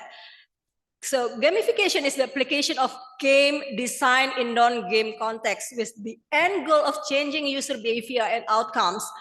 So, and this could potentially serve as bridge to bring information to playful way to the target. So gamification examples across different sectors from different research shows we can use this gamification for information for insurance, credit models, product marketing, climate and environment, and gender norms, and also, of course, the social norms. There's a significant potential for research and innovation for us as academicians in gamification application within the livestock sector aim at modifying farmers' behavior. We call it CASA, knowledge, attitude, skill, and aspiration. So I bring these two kinds of gamification in transferring technology and information to farmers. The first one is the digital gamification, and the second one is traditional gamification. But I think it's also quite effective way to share information to the farmers. So yeah, there's the second one, and I want to ask you to get. I want you to propose in some technology in environment and technology aspect. We have a video, please play the video.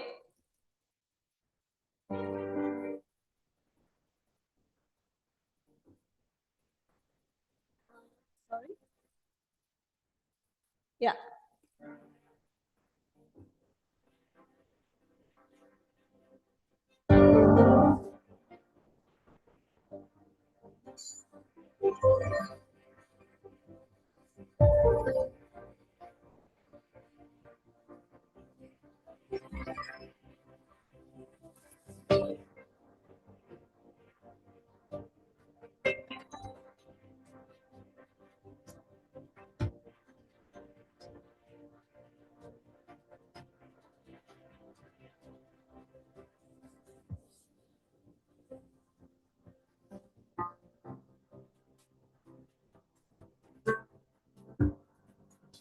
Yeah, this is a drone swarm. Usually in livestock industry, we have a single drone, but in China and some countries, they already have a drone swarm. It's a group of drones with key features that more benefitable than single drones. The scalability, we can add and remove drones without disrupting operation. So because it groups of drones, if one fails, the other drones will compensate. The speed, the research say that the speed of these drone swarms, the survey said that 100%, 100 times faster than humans. Okay.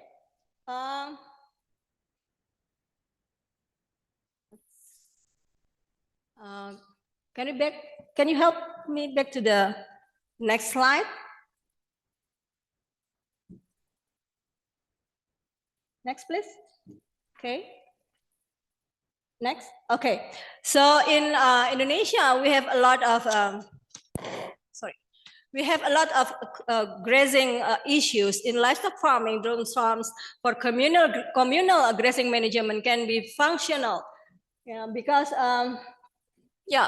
it's because the development of drone swarm technology give transformative potential for pastoral systems, and also as a conflict mitigation, the precision tracking creates a digital grazing corridors, prevent territorial disputes between clans, minimize human wildlife encounters, and this technology provides impartial data to mediate long-standing pastoral conflicts. Ecosystem sustainability monitoring.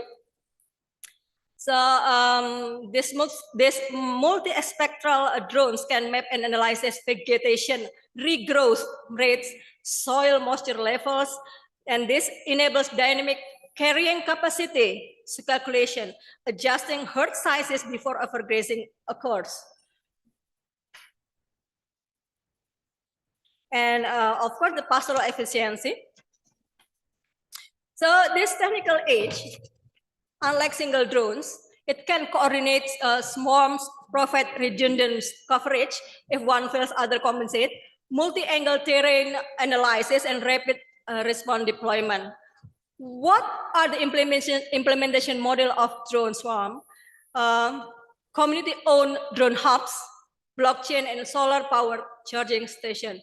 So we can understand that this isn't just a technology, it is a new paradigm of sustainable pastoralism where ancient practices met cutting-edge innovation to solve century-old challenges. National parks and endangered area which have overgrazing issues can use this technology. To close my presentation, here is a short video that might be represent the basic principle of community empowerment. Please get the video.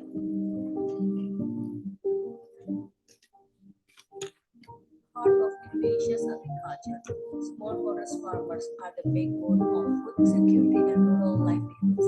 Yet, that potential remains. They have an please up the volume. Empowering these farmers isn't just ethical; it's efficient. Study shows that with access to technology, training, and fair markets, small farms can increase their productivities.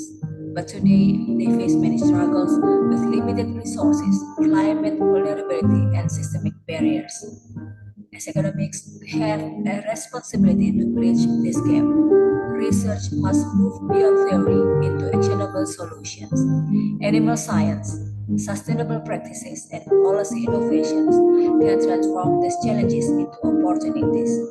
Empowerment is not a charity, it is an investment. When smallholders thrive, the ecosystem benefit, poverty declines, and food system become resilient. The question is not why help, but the question is how can we not? Let's turn knowledge into impact, because behind every statistic, there is a family, a community, and a future waiting to grow. Okay, empowerment is not a charity, it is an investment. Thank you. Wassalamualaikum warahmatullahi wabarakatuh.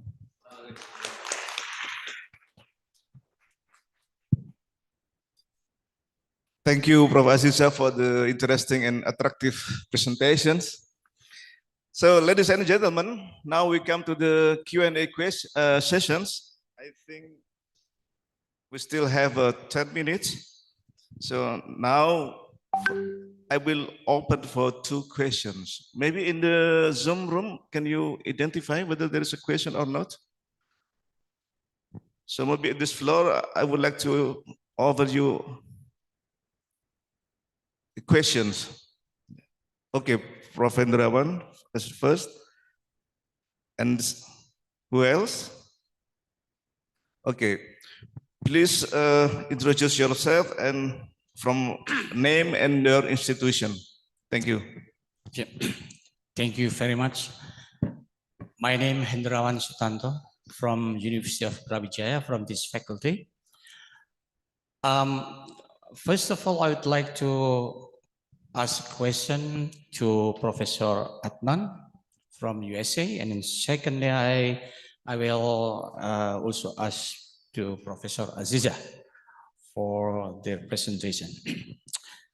Professor Adnan, I think that you already introduced something that's a very important topic dealing with the lameness of chicken broiler, and especially you're talking also about the bacteria or BCO vaccine with the e-beam technology. That's my question is, this technology, as far as I know, this one is probably one of the, or there's something like a newest also technology. And as you said, this one is very effective. And in my opinion, there will be a future for this one with what is widespread of application in different environment. And my question is whether this one is specifically in, for example, like temperate environment or climates, or it's also happening this kind of bacteria affecting the lameness of the broiler under tropical countries like Indonesia, for example. And the second question for you, whether or not after we gave the e-beam vaccine to the animal, because it will kill all of the microbes over there or the bacteria. So can you clarify, so what's happened after we give the vaccine, this one, from the microbial ecology point of view in the gut, if everything will be killed by this vaccine. That's all my question for you. So this is a question from for Professor Aziza. You mentioned also about the concept of NFT. And before that, you mentioned us about what is the concept of TK. Is it correct? TK. TK, yeah. And I read from your presentation that in terms of philosophy, this one is called food with farmers' face on meat. Could you clarify what is this philosophy? Because if I try to connect with your other topic, this one is about non-fungible token presentation. Digital, yeah. And bearing in mind that the literacy of most Indonesian farmers are still far from digital era.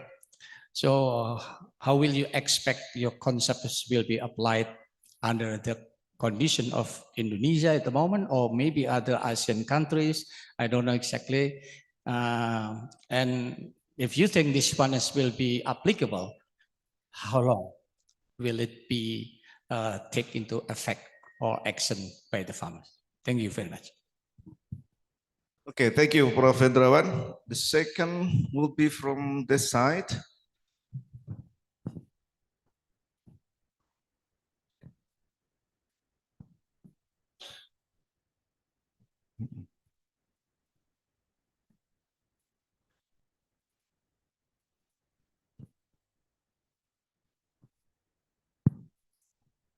Yeah, thank you very much for your opportunity for me.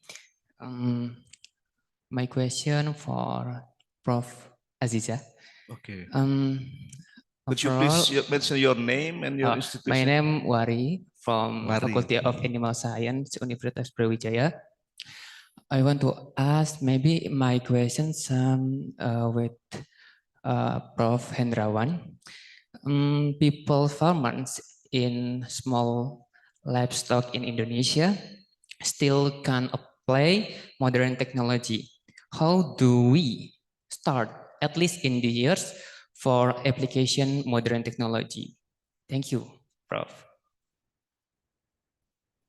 Okay, well, there are two questions. And I would like to allow to Dr. Adnan to answer the question. Can you hear the questions, Dr. Adnan? I can. Wait, your voice is no, not clear. We cannot hear you. You cannot hear me? Is it muted or? I'm not muted.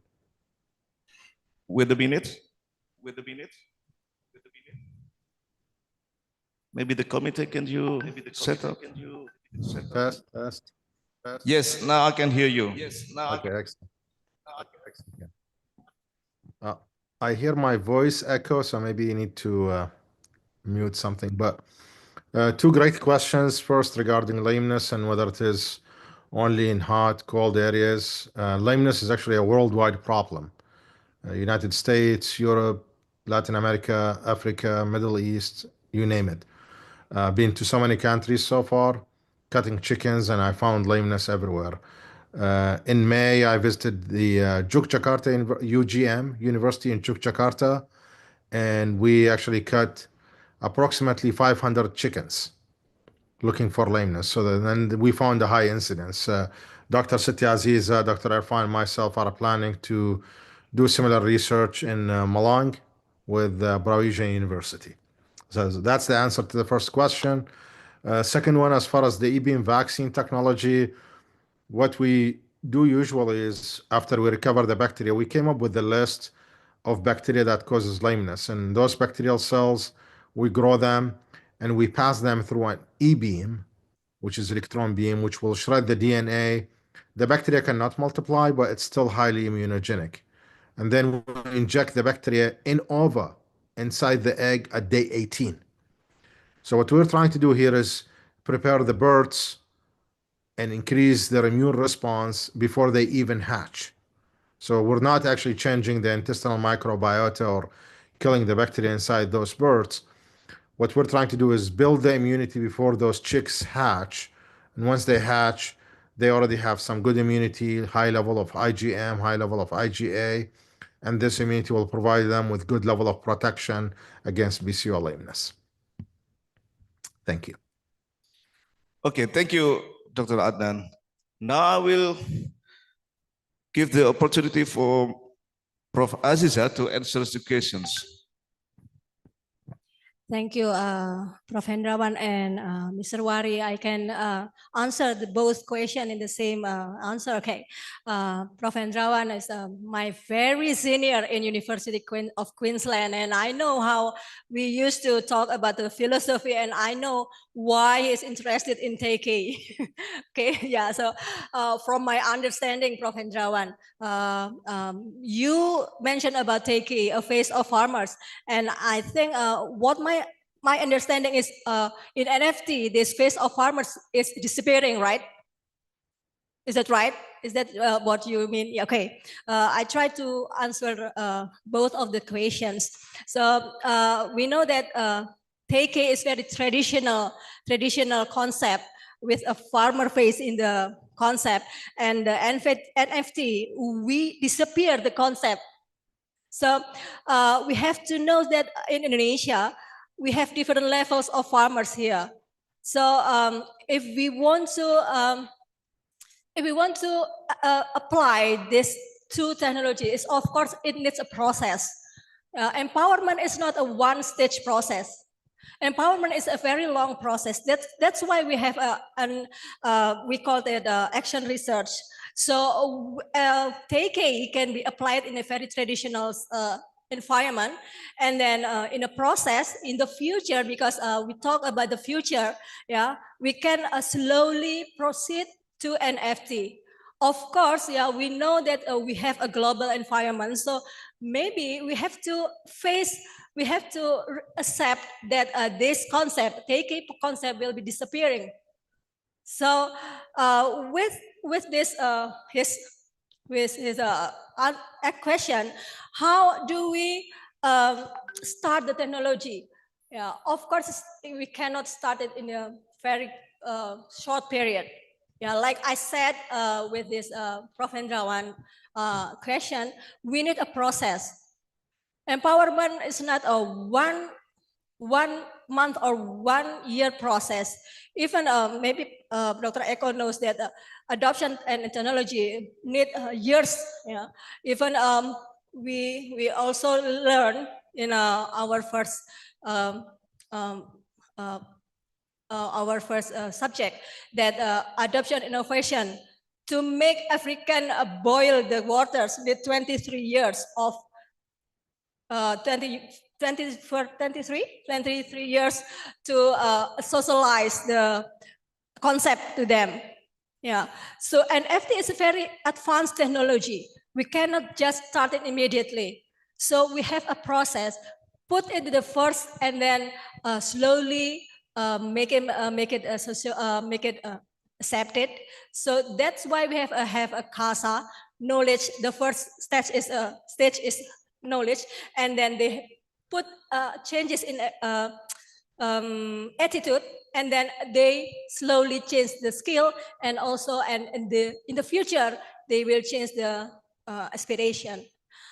I hope it can answer your question, Prof. Hendrawan and Mr. Wari.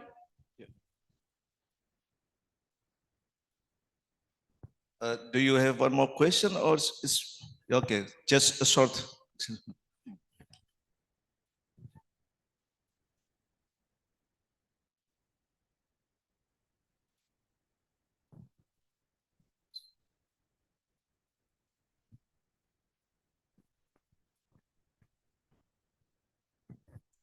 I just put the remark for Professor Aziza.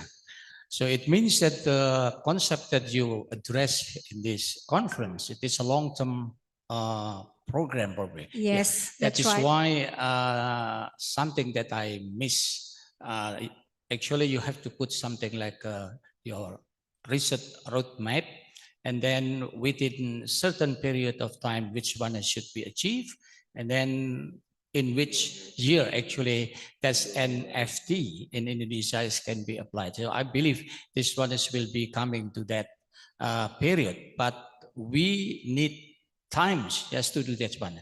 Bearing in mind that the digital literacy in Indonesia, I think, is still not spread out rather than just using the technology like telephone or sending a message. But this one is not just simple as what is using the handphone, but this one is more complicated, and also because of the influence of local culture or something like that. So the fungible concept also maybe need to be addressed more clearly in the future for the society. That's my remarks. Okay. Yes, thank you for brilliant comments, Prof. Hendrawan. Yeah. Okay, thank you. Yeah. Okay, ladies and gentlemen, I'm sure that is maybe you still have more questions, but I'm afraid that we will run out of time. So before we close this session, please give big applause to this our two speakers.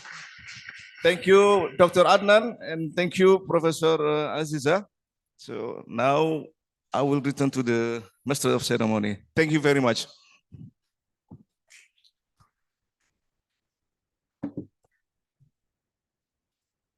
Okay, thank you so much to our distinguished speakers and moderator for the insightful presentation and discussion, as well as to all of the participants that actively participate for this session.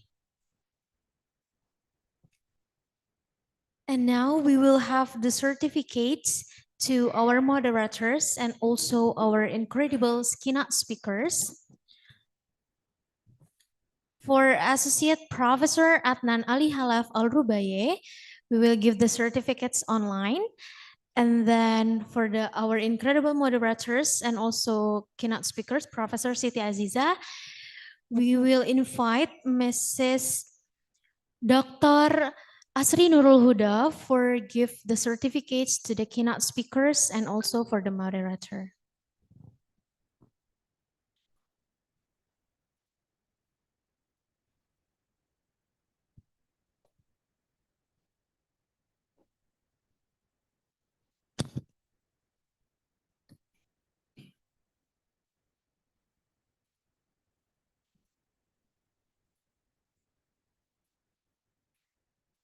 Let's give some applause for our incredible keynote speakers.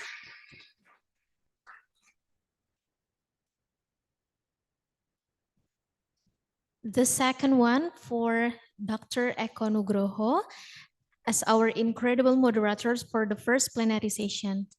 Let's us also give some applause for Mr. Eko Nugroho.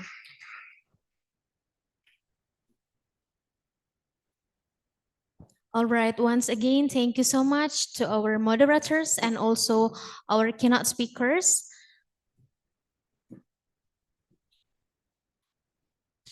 We will now continue with the second plenary session.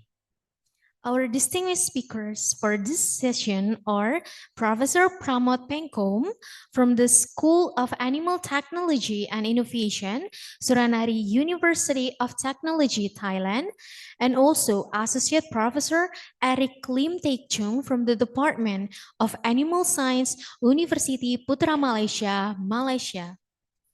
This session will be moderated by Dr. Marzuki from Faculty of Animal Science, Universitas Brawijaya. So, without further ado, let us welcome Dr. Marzuki to chair the session.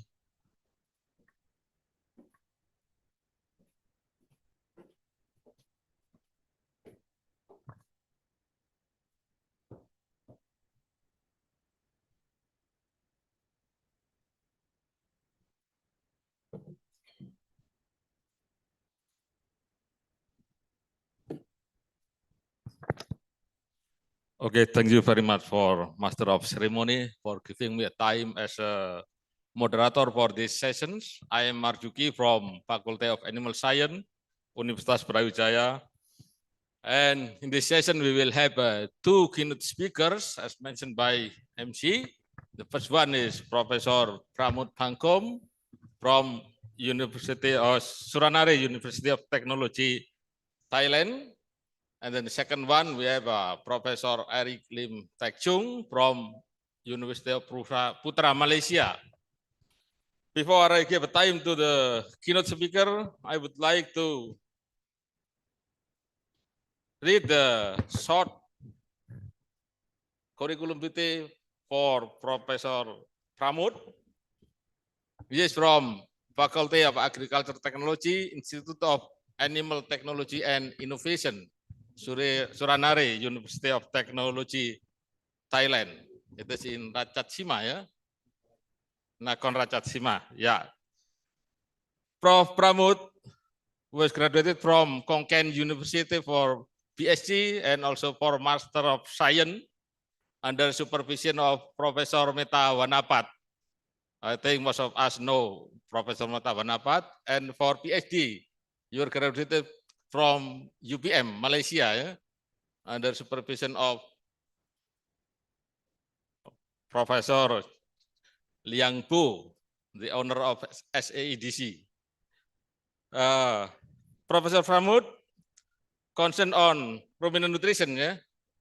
As I read in your Scopus profile, you have 93 publications with 22 age index. Yeah, that's very good. So this event will share your paper on enhancing the nutrition of ruminants to encourage environmental sustainability and enhance output. Okay, please, time is yours, Prof. Pramod.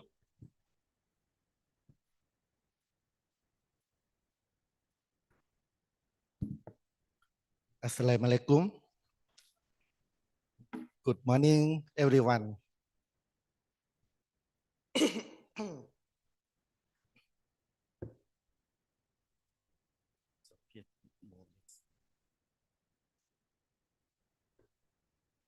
I'm Pramod Bangkom from Suranare University of Technology.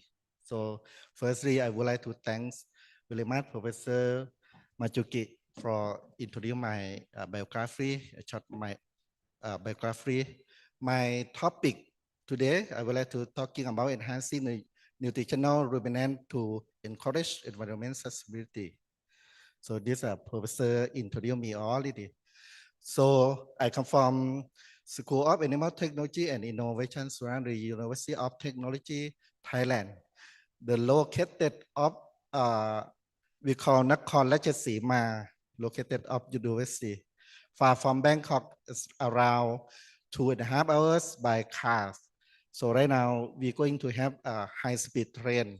Maybe spend time only 1.5 hours. So I would like to start from climate change. Everyone know already that it's infect to everyone. Maybe because of natural or non-natural. So many come from human that we know as well. Especially right now, this week in Thailand, we have a big problem with the flood in many places because of big storm. So every year we have got this problem, but we don't know why. Because of human or because of environment change or climate change or other effect. In my area also have problem about the dry. In dry season, very, very dry. All feed for animal also die also. And fire like a burning also I think in many countries have got this problem. So I start from the world population now reach 7 billion already, and 2050 maybe going to near 10 billion. So exact this because of increasing of populations, so we are going to have about the demand of animal products, maybe enough or not. So the question, and also in few years ago, we have problem in terms of feed price are increasing. So I think every country has got this problem. Also for the price of the product from animal also are increased. Not only this reason, we still have the problem about the food and feed competition between human and animal feed. So sometimes we try to use like a byproduct, main product for human, byproduct for animal, but sometimes it's not enough. Some part of like in Thailand, some part like in Thailand, my hometown, in the dry season, we got problem, no any kind of diet for animal. So the people, they just use rice straw, very low quality. Not only in terms of amount, we worry about in terms of the quality. We have to look at in terms of quality for human, because of right now we have many problems about human health, like a diabetes, like a many. Okay, that's why we are going to do research. So in terms of my presentation today, I would like to focus in my methane gas, because of in the ruminant nutrition, we are concerned about the methane gas, because of ruminant, they produce a lot of methane. So actually methane comes from many activity like a land use, like a forest use, and aerobe in the soil, in water, and extract from animal farm. We are concerned about this one. Yes, the supply chain of greenhouse gas maybe start from this one, focus in livestock, focus from the first land use, because of not only animal side, land use including plant side and other. So the greenhouse gas from land use are the big amount also. In farm level, that's right. Because of their ruminant, right? Or non-ruminant also, they produce a big amount of greenhouse gas, feed animal, processing stage, transportation, including packaging. Yes, the greenhouse gas almost depend on land use. For example, from the China, because the big land and they have many animals, so that's why greenhouse gas they are produced so big. US also they produce a lot of livestock.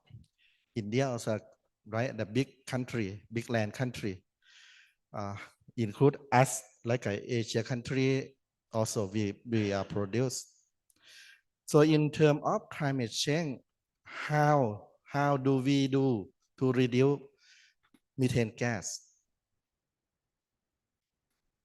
Yes, the big come from ruminant, because of the fermentation in the rumen. Why the Western cattle produce more methane compared with the non-Western cattle? Because of the need to use so many, like a diet for animal, use many energy for animal. So that's why they produce a lot of methane. You see in ruminant, the biggest from cattle to sheep to pig to human also. In terms of supply chain greenhouse gas for food, you see from beef, number one.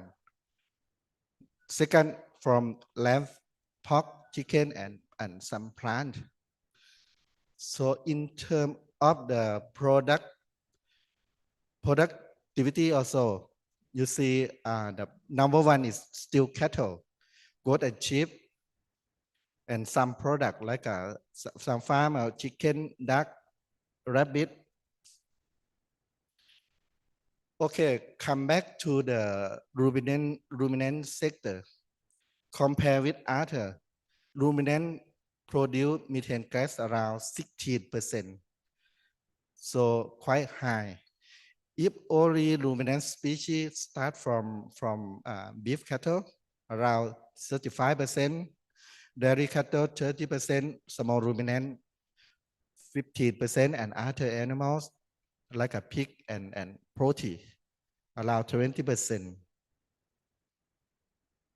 Yes, if we're talking about methane gas production, so we concern in the rumen of ruminant. In ruminant, we have three parts to increase. The first, we call carboxylic group. The microbial who use carboxylic group, so they can produce methane. The second, the microbial who use hydrogen, this group also can produce methane. And the third one we call methanogens or methanogenic microbe. This group, they produce a lot of methane. So if we look at inside the cell of microbial, inside the cell microbial, there are produced volatile fatty acid. The number one is acetic acid. Acetic acid produced by microbe. You see they produce acetic. One molecular of glucose can produce 2 acetic acid. And they are also produce carbon dioxide and hydrogen. And look at again, butyric acid, they similar produce carbon dioxide and hydrogen.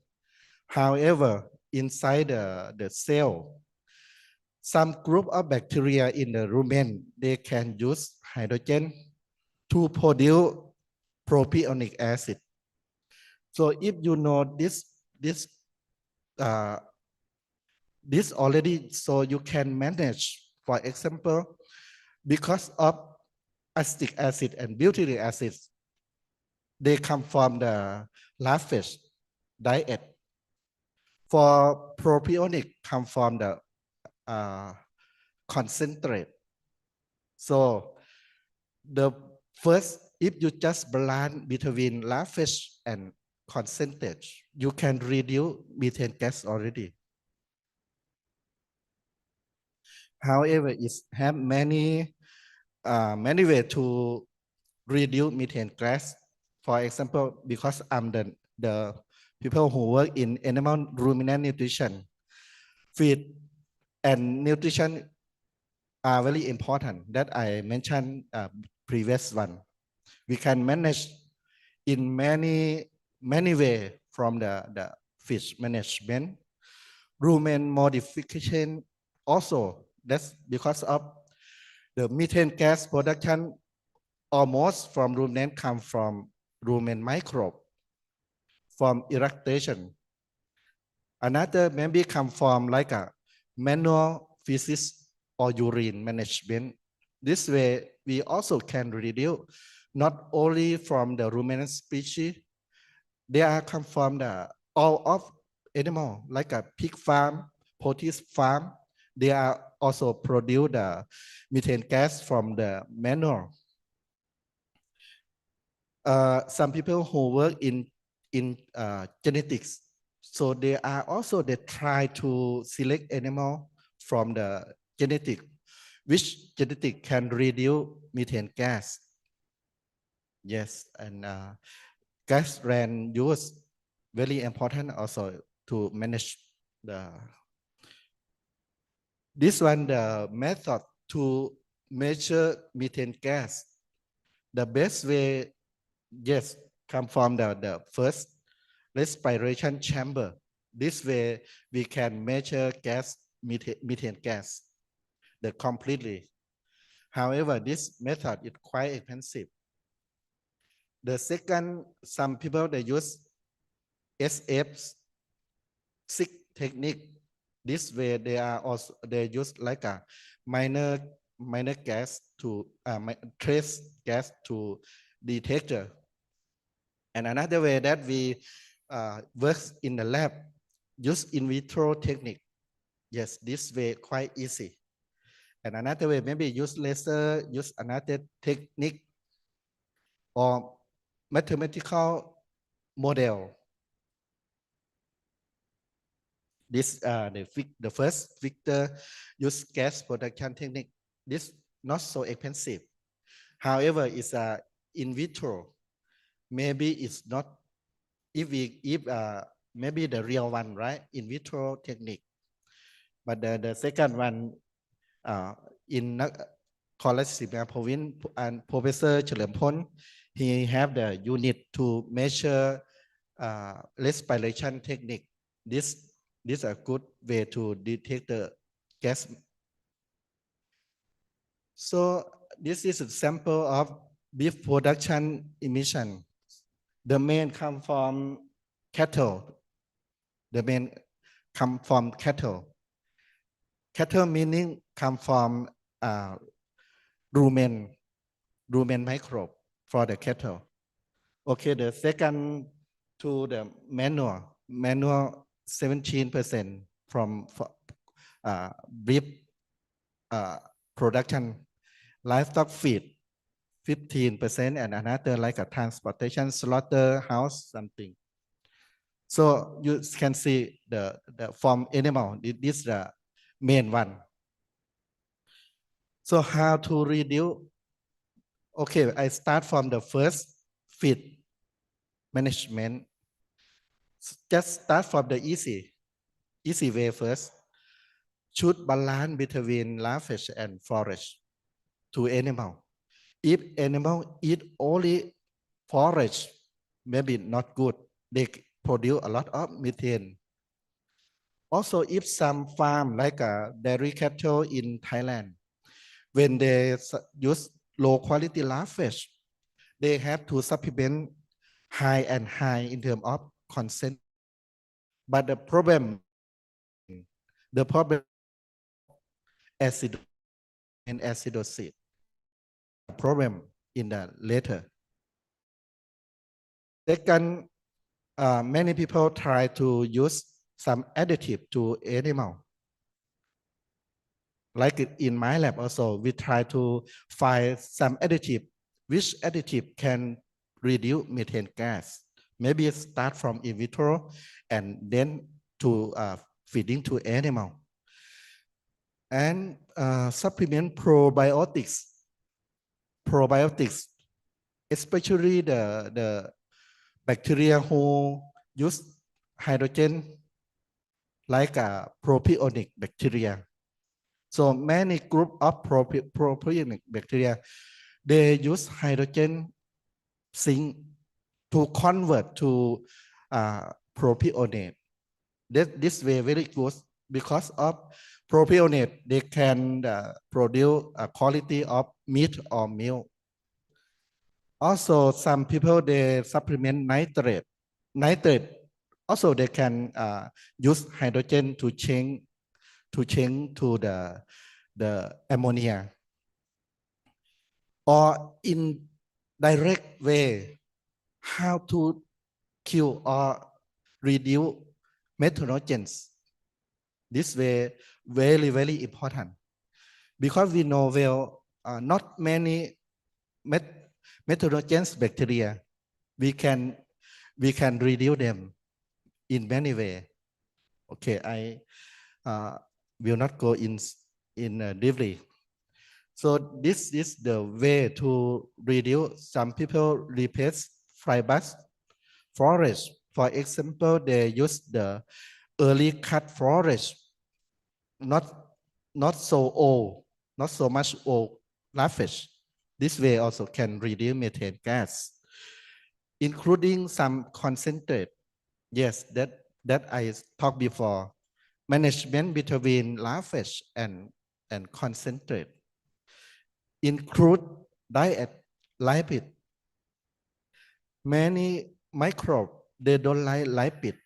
So also methane gas can reduce, especially short chain and medium chain fatty acid can reduce methane gas. Some people, they supplement enzyme. Yeah, enzyme can improve digestibility and finally can reduce methane gas. Precision feeding. Yes, I think this very, very important. Not only reduce gas, it can improve productivity, including milk yield or increase ADG from the animal. Okay, actually many ways to do storage manual, process manual, or add some ingredient like acid in the manual can reduce methane gas. And many researchers, they try to use like a herb, like a garlic, thyme, clove, eucalyptus, peppermint to reduce methane gas, to control the microbe in the rumen again. So in my lab, in Thailand or in Indonesia, I think it's quite similar. We have many local leaf, like a neem leaf, piper leaf, Leucina leaf, Manila tamarind. In Thailand, we have a lot of cassava leaf. It's high in condensed tannins. Tannin not only can reduce methane gas, they also can control parasite, internal parasite, and also improve productivity and quality of the meat or milk. Yes, we use condensed tannin to inhibit, for my presentation, inhibit methanogenesis or methanogens in the rumen. So we use many local herbs. Okay, not only methane gas, we have to look at about the quality of our meat or milk. For example, we know well that CLA or conjugated linoleic acid is can like protect cancer and improve immunology system. So this is first found from the ruminant products. When we do research more, this one in the rumen, actually normally microbe in the rumen will change linoleic acid to salicylic acid completely. But it has some group of bacteria, they will stop to along the way to salicylic, like luminic acid or vaccinic acid. So some group of bacteria, if we stop them, they will not change linoleic to salicylic. So I can say that we have two groups of bacteria to control. The first, we want to support them to increase in the rumen, like butyryl fibrate solvents. And some group we don't want, for example, Clostridium group bacteria, we don't want, we try to the method to control them. So by this way, we can increase COA in meat and milk products. Similar pathway, saponin and tannin, they are work similar. And some people, they supplement lipid to control the microbe in the rumen. Okay, animal nutrition aspect. So many that I talked already. Agrochemical aspect, like a grain legume, some legume can reduce or control the rumen microbe. Or in terms of environment, we are also can control this one. So finally, we try to improve animal production, improve animal quality, and reduce methane gas. Yeah, this is the sample of my research to increase CLA, just like Piper, you know, the one of my students from Indonesia. Right now, he graduate PhD and work in Thailand. So he can publish a lot of paper and produce the job. He applied the job in Thailand.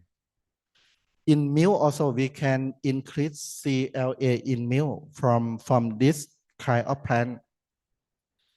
And this one about molecular weight of tannin. There are effect on the methane gas or methane migration microbe. Also, another one, we supplement by neem leaf. This very effect on methane gas so much. So we study in vitro and in vivo also. Also, anthocyanin similar function with tannin. So in my lab, try to use to reduce methane gas also. Anthocyanins come from purple color like a purple corn, purple napier grass, black neem or mangosteen peel. So similar function. Not only reduce methane gas, they are also the function in terms of antioxidant function. Antioxidant function. So almost because of anthocyanin destroy very quickly when we dry the glass. But if we make a silage, the low pH can protect anthocyanin. So right now we use silage for the improve anthocyanin for animal, and this is my student from China. He used purple corn silage. Then he do research about how to reduce methane gas, how to increase CLA for meat and milk, and also for antioxidant. So he can publish in a good journal like a Journal of Animal Science, Journal of Dairy Science, and JIA, Q1 journal. So this another glass we call black cane is a purple color. The function similar, can improve anthocyanin and antioxidant and reduce methane gas also. Yes, right now in my lab, my university, I plant purple napier grass because of not only for animal diet, high in term of protein content, but it high in anthocyanin, and that's one. Improve productivity and reduce methane gas. This one from neem leaf. Yeah, this paper from the mangosteen peel. I think in Indonesia and in Thailand quite similar. Some byproduct from this one I bought from the factory. They have a lot of, and they just throw it out. So we use the powder we buy from them and ask them is very important. You can use it for reduce methane gas. Okay, you know black soldier fly. Black soldier fly is an insect. You know, Thai people, they eat many insects, but maybe Indonesia don't eat. But some kind of insect we don't eat, like a black soldier fly. Why the government try to support to produce the protein source from the insect? Because of the life cycle, them very short, only 20 days already. They can produce a big amount of crude protein. Not only protein, you know, not only high protein like from my lab, 40 to 60 crude protein. Not only high protein, it high in lauric acid. Lauric acid is the medium chain fatty acid, can reduce methane gas. So right now many people are interested about insect for animal diet. So that's published this month in Animal Nutrition. So we use microbiome technique. Actually, we know every group of rumen microbe by this technique, but exact is quite expensive. And another part, we try to find like a sorghum, very high and big. They are also can regrowth 3 or 4 times. So we concern in environment. If compared with corn, right? Corn we harvest only 1 time, but sorghum we can harvest 3 to 4 times. So it's a very good, and we are going to do research about this one now. And not only for do research, so we have to extend to the farmer, smallholder, or industrial level also. Sorry, Pramod, your time is 5 minutes left. Okay, I finished. Oh, just on time. Okay, thank you very much. Okay, thank you very much, Prof. Pramod, for your interesting presentation related to methane gas mitigation. Again, Kopun Kap.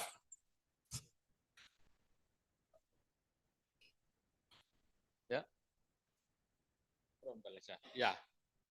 Okay, ladies and gentlemen, for the next keynote speaker, I would like to invite Professor Eric Lim Taek Chung from University Putra Malaysia. Are you joining us, Prof. Lim? Hi, good morning. Yes, I'm here. Can you hear Yeah, me? Prof. Lim is from Animal Science Department, Faculty of Agriculture, University Putra Malaysia. He is now serving as a head of department of this Animal Science Department. And it is interesting that Prof. Lim got many funding, research funding, and now he has 133 documents in Scopus and with H index of 16 in Scopus. Prof. Lim will share his article on advances in functional feed to improve poultry growth and immunity in tropical livestock production system. Please, Prof. Lim, time is yours. Thank you very much, Mr. Moderator. Can you hear me? Okay, yes. All right, good. Thank you very much. First of all, thank you very much, Dr. Majuki, for the kind introduction. So besides, I would like to take this opportunity to thank the conference committee for inviting me to share on this topic, okay, regarding the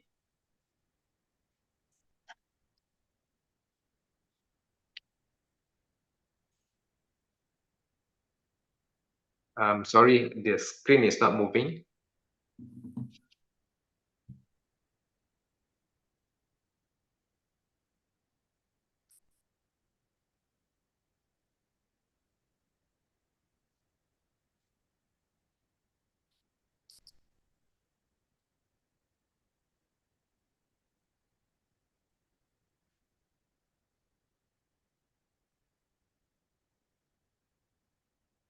All right, can you see what I'm sharing?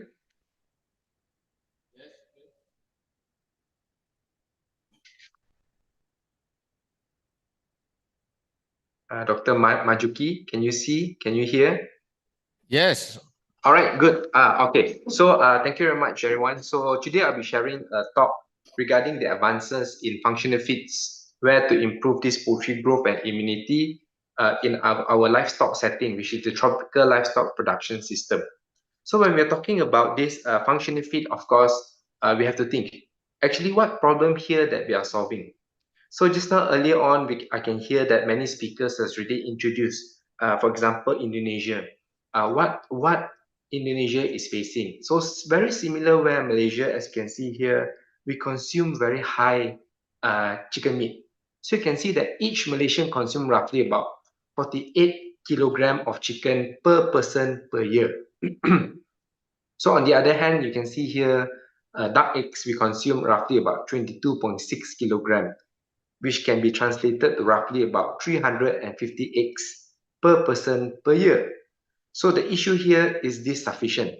So from this diagram, you can see here actually we are insufficient of chicken meat. You can see that we're only sufficient of 93.3%, where we import more than 10% of chicken meat into Malaysia to sustain our Malaysian consumer.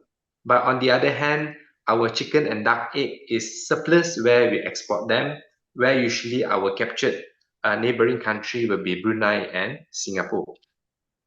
So you can see here our import dependency ratio. Mostly we import chicken meats. One of the main reasons why we are still importing is because we Malaysians prefer chicken cuts instead of the whole chickens. So when we are going into fast food restaurants, we usually will request for certain parts instead of getting the whole chickens. So what are those impacts when we are importing? Of course, by doing this, this is not the solution because we do not empower the local farmers to produce more chickens. So of course, this is not the solution. Secondly, to make things worse, as you can see here, I believe like all Asian countries were exposed to diseases and also challenges here to prevent disease outbreaks. Okay, so here, one of the issues that we're facing will be avian influenza caused by migratory birds. So here, on the other hand, bacterial diseases such as Salmonella is a big topic here in Malaysia because this will stop us from exporting overseas, and at the same time, this is a threat to the consumer because these are the main bacteria that cause food poisoning.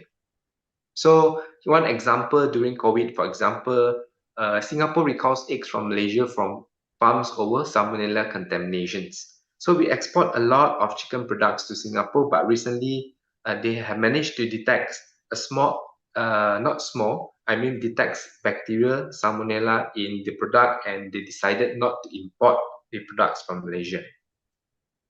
So not forgetting, on top of production, on top of diseases, we are also exposed to heat environmental condition. For example, like this newspaper cutout telling that eggs are actually getting smaller due to extreme heats and also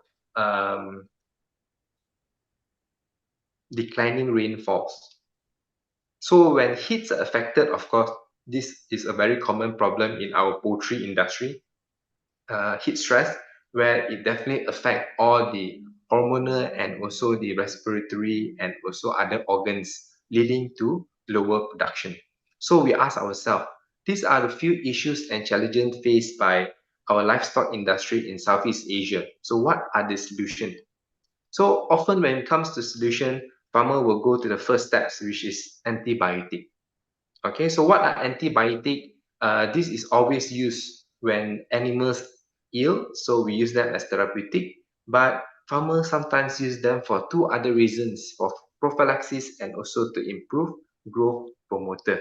So of course, this is not a very good practice because it will lead to antimicrobial resistance. So here, in order to ban this AMR, we Malaysians have started to ban the usage of colistin and also some other 6 antibiotics, okay, to prevent the outbreak or the availability of bacteria antibiotics in poultry products. So what are the solution now? So here, as you can see, this is where I get from the internet. All right, so you can see that there's a lot of alternative that can be used as antibiotic alternatives. We have probiotics, prebiotics, organic acids, phytogenic compounds, enzymes, bacteriophage, hyperimmunes, and also antimicrobial peptides. All right, but here, firstly, I would like to focus on these phytogenic essential oils or phytocompounds, which is my main focus today. So what are phytocompounds actually here? In order we can use this to replace antibiotics. Okay, phytocompounds are also known as phytobiotics, phytogenics, or plant extracts. So they are found to have natural and residual-free or less toxic. At the same time, research have found that it can help to improve health and also production in broilers. And at the same time, it can be produced or available.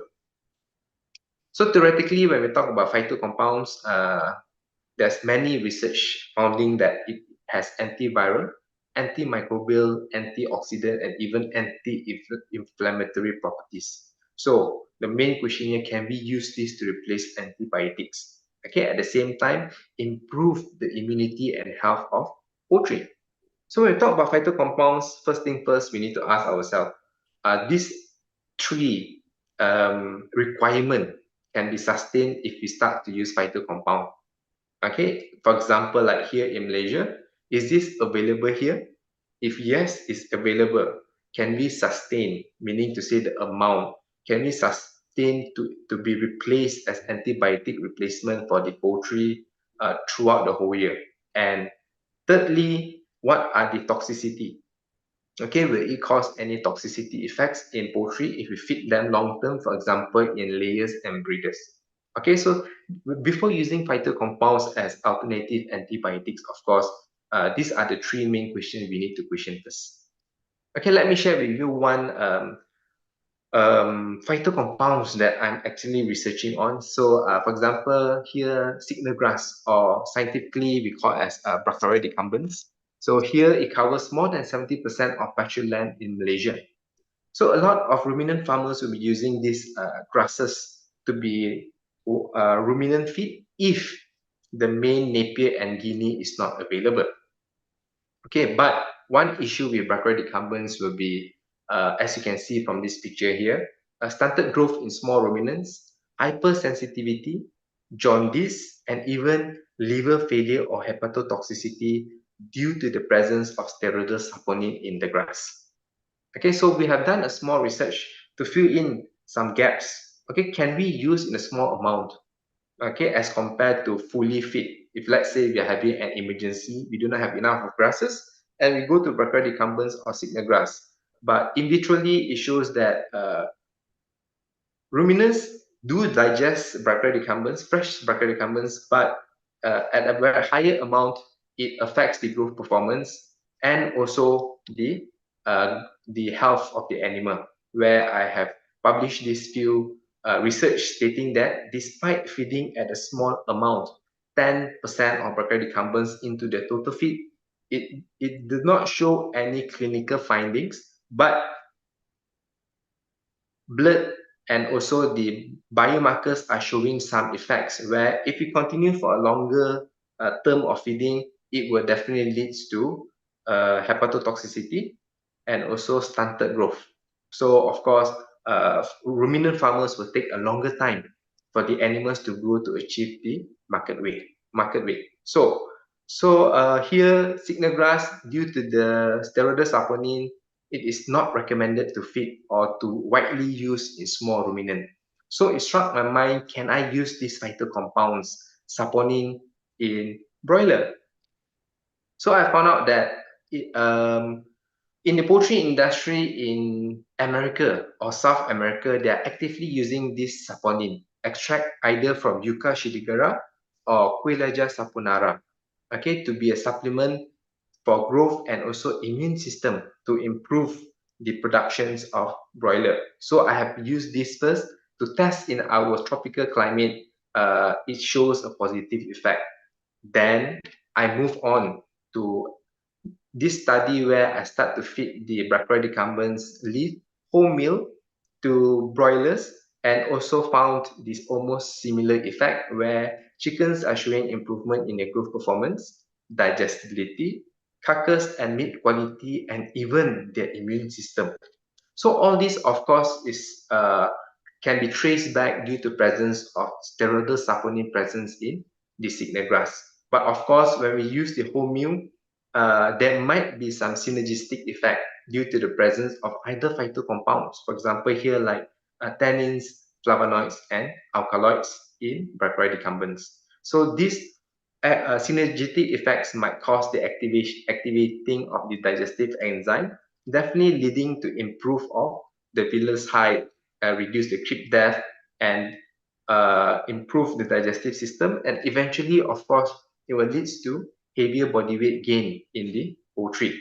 So generally, when we talk about mechanism of saponins, this is how I can summarize it. So steroidal saponins is the main phytocompound present in brachiodecumbens, but there are other synergistic phytochemicals present as well. For example, like tannins, flavonoids, and alkaloids. All these will lead to improve in nutrient digestion and absorption, which ultimately improve the nutrient absorption and enhance growth performance. So when you have a better improved nutrients or absorption, and it will indirectly leads to better immunity. So for this pilot project, it shows that this grass meal shows positive effect in poultry. So it does not stop me just stopping at signal grass, because we have some other grasses, okay, like what Prof. Pramod have presented just now. We have so many phytochemicals present in all these grasses. Okay, for example, here I've used guinea grass and also napier grass that contains high amounts of alkaloids and flavonoids. And here, this time, I've tested in a different broiler species, which is our village chickens and also our colored broiler, or also commonly known as saso. So we have tested on these three grasses. So these are just the nutrient composition of these three different grasses. And here, qualitatively, we have seen that different grasses contain different phytocompounds present here. So as you can see here, I've tested for saponin, tannins, alkaloids, flavonoids, and also anti-cyanosides. And quantitatively, you can see that again, brachiodecumbens contains high amount of saponins, and napier grass, high amounts of flavonoids, and also guinea grass contain high amounts of alkaloids. So to move things forward, I've tested this and mixed them into the poultry feed to achieve the nutrient composition or nutrient requirement of the broiler before feeding. So as you can see here, despite mixing all these grasses at the amount of 5 grams per kg, which is roughly only translated to 0.05%, it does not affect the nutrient composition where the feed is still isogenous and isocaloric. So we have moved on feeding to colored broilers and also village chicken. So signal grass similarly shows positive effect, and another two more grasses shows the same effect in village chicken and also colored broilers. So for guinea grass, as you can see here, all phytocompounds generally shows almost similar effect by stimulating the secretion and activation of digestive enzyme. So when this enzyme is activated, it's not because it secretes more, but it stimulates the villus height, okay, and also the cells in the gastrointestinal tract. And at the same time, alkaloids were found to have antimicrobial activities where it disrupt the growth and replication of pathogenic bacteria. Here, we are talking about a gram-negative bacteria where it targets all these pathogenic cells. So here, we are actually interested to reduce the amount or prevent the growth of Salmonella, E. coli, Campylobacter, or even Listeria. So similar mechanism of alkaloids here stimulates digestive secretions, having antioxidants and anti-inflammatory effects, because you manage to reduce the bacterial load that cause inflammations in the gut. So generally, when you manage to reduce all this kind of effect, it improves nutrient absorptions and finally enhance growth performance. And here, lastly, when we talk about flavonoids, it also contains antimicrobial effects and antioxidant property with the same mechanism. So here, when we talk about using the plant compounds to replace antibiotics, people will be questioning, what will be the profitability? Okay, what will be the extra cost we're talking here?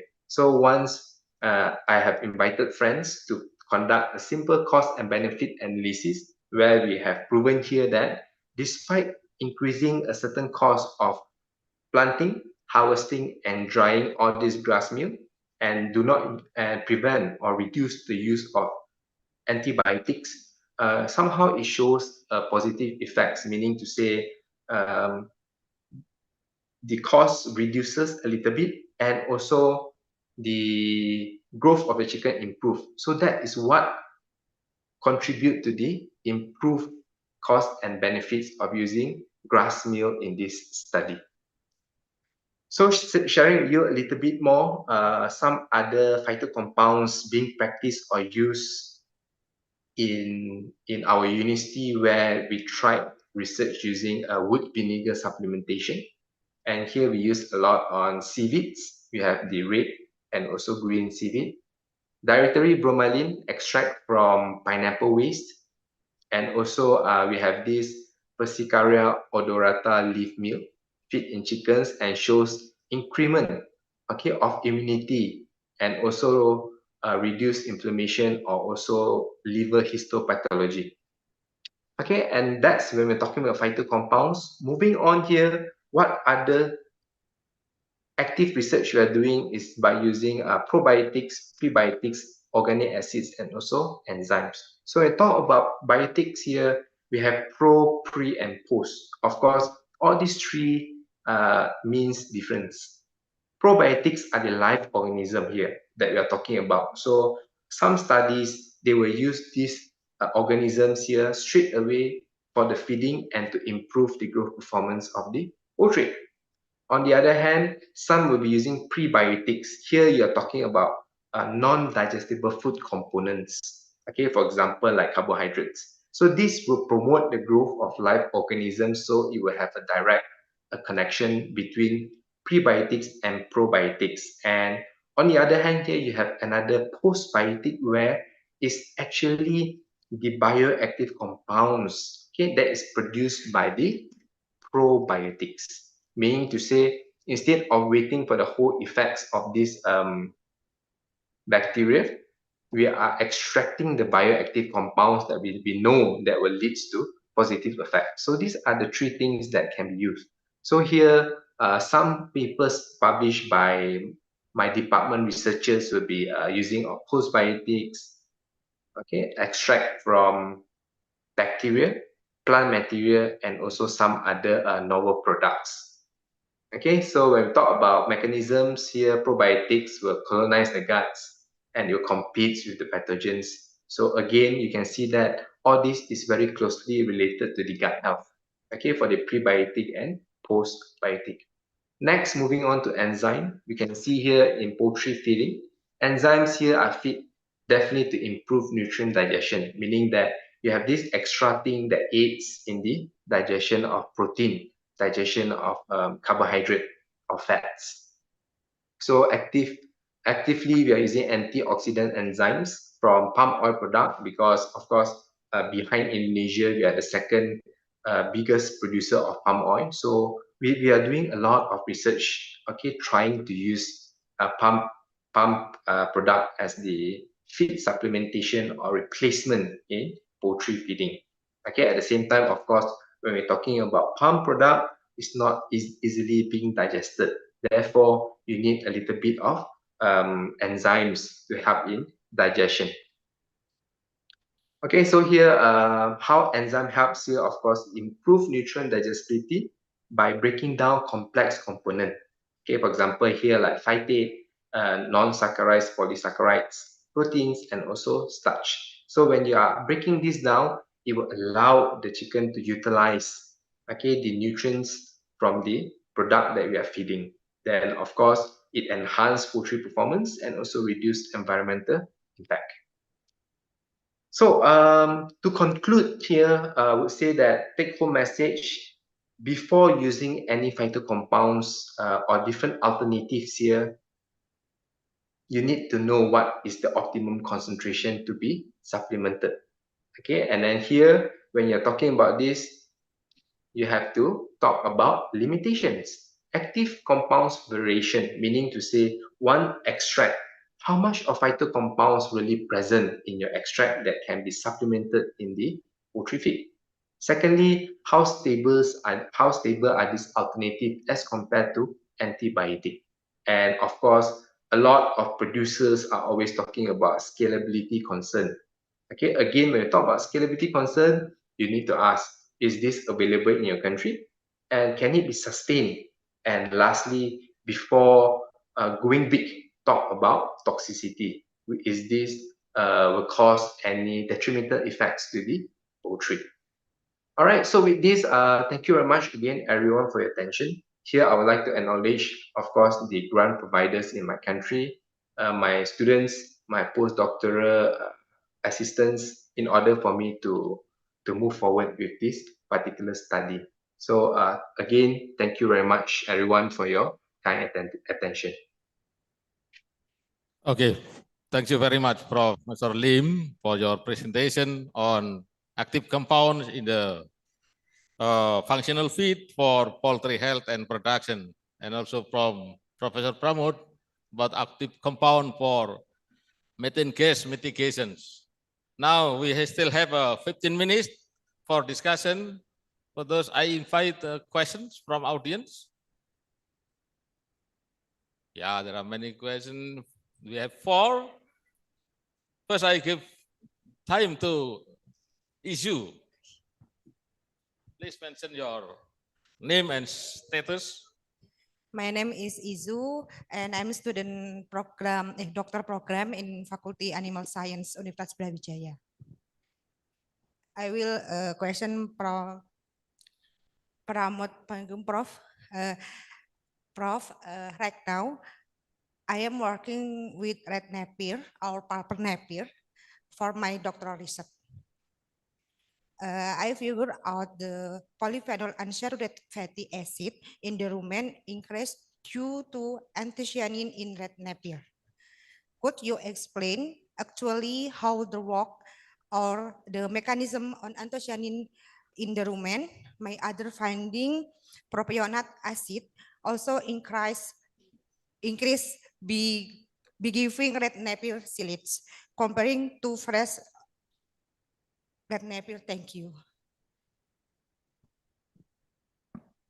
I think it should be answered directly, otherwise it's forget. Yeah. So, issue asking about anthocyanin. Anthocyanin, right? So actually, anthocyanin, similar with tannin, they can convert back between tannin and anthocyanin. So the function quite similar. They can antimicrobial some. So what we have done, we would like to look at the pathway. It's in fact the beginning. What we start, we are interested about how to improve CLA. So we found that they can affect on some group of bacteria in the rumen. So that's why it can improve CLA. And thereafter, we are interested about how to reduce methane gas also. So some of our research paper found that it can reduce methane gas. So, and also in terms of normally in some kind of plant, they are also contained in the some fatty acid can affect to the rumen microbe, like a lauric acid, medium chain fatty acid effect on rumen microbe and stop some group of methanogens bacteria in the rumen. So, Isu, this was the answer. Any more questions? No. Okay, thank you very much, Isu. Second, please.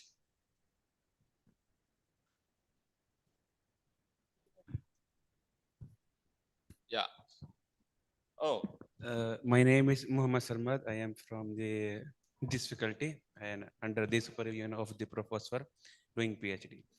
My question is that you are focusing on the methane reduction. Why you are not focusing on the how to increase the methane?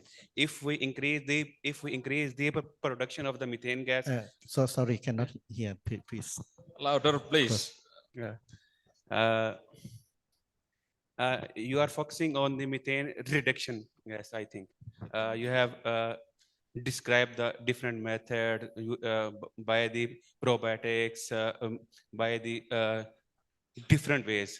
So in market, there are some available of the methane gas bags. Every year you have shown this 120 kg of the methane gas produced. So can we preserve this gas or should we can do this? We can increase the production of the gas from 120 to 130 or 150. If we can preserve the gas, we can serve our community to give them the natural gas. Is that possible?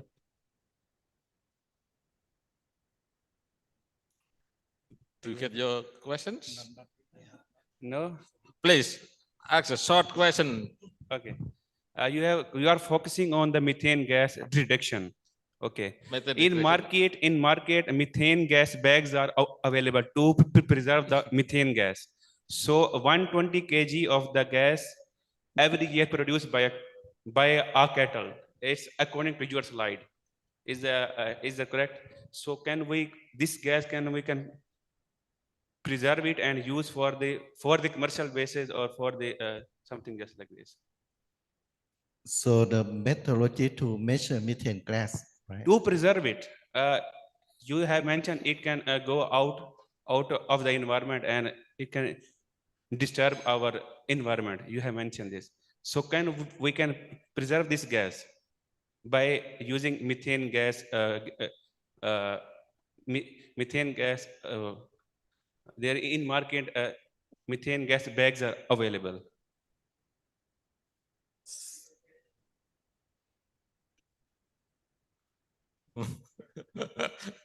So, actually, the question is so. Yeah. One, please. Yeah. You can. I just want to have just to clarify. I think Sarma is talking about instead of just try to reduce the methane gas production. Is there any technology just to preserve this one? Because you know that methane gas with it coming through the fish, that it can be used as an alternative energy, something like that, and can be used for energy sources in the rural areas, something like that. Probably this is, I think, is it correct? Yeah. Okay. Fine. Okay. Thank you very much, Professor, to explain more. So yes, right now we measure in the lab almost, right? But your question want to know that in the livelihoods, what should we do with them and how to get benefit something like this, right? Yes, it's not easy for measure for the farmer, but anyway, we try to measure the simple way. Like you know, I have some machine I bought from China, not so expensive, and then can move to the farmer and measure some.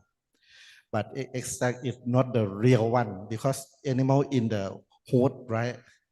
But sometimes we don't know that I present. It come from many way, not only for only animal can produce from irrigation, right? From manure, from many activity. So anyway, we concern about this one.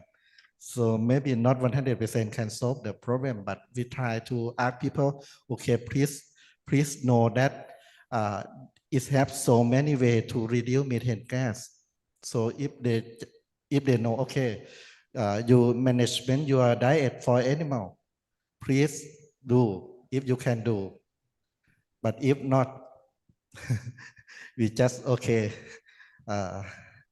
try to do another way, something like this. So, did you get your answer? Maybe not. Okay. Okay, next question, please. Yeah.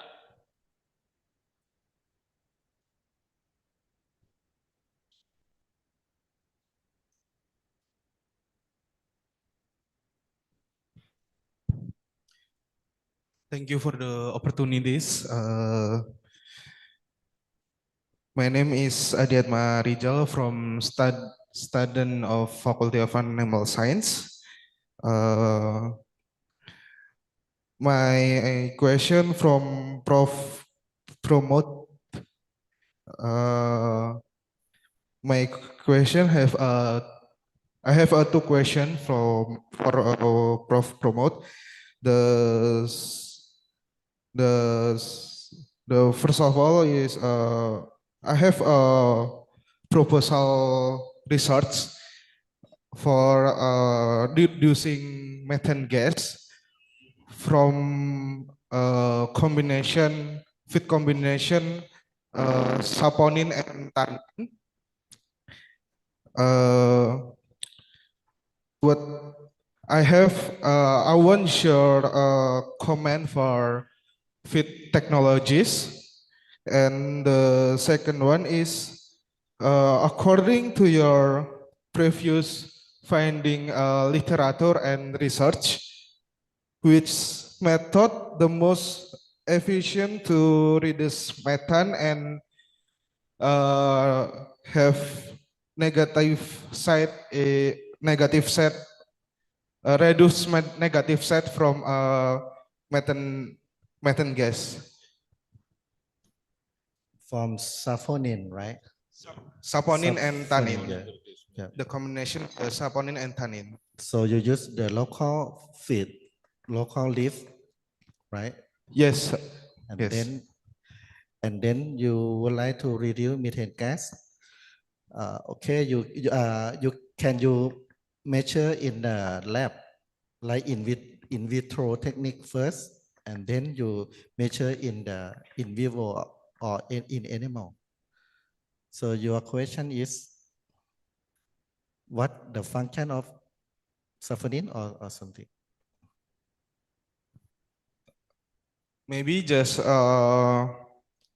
what's your comment? Because the research from your previous is have a same method from my proposal research.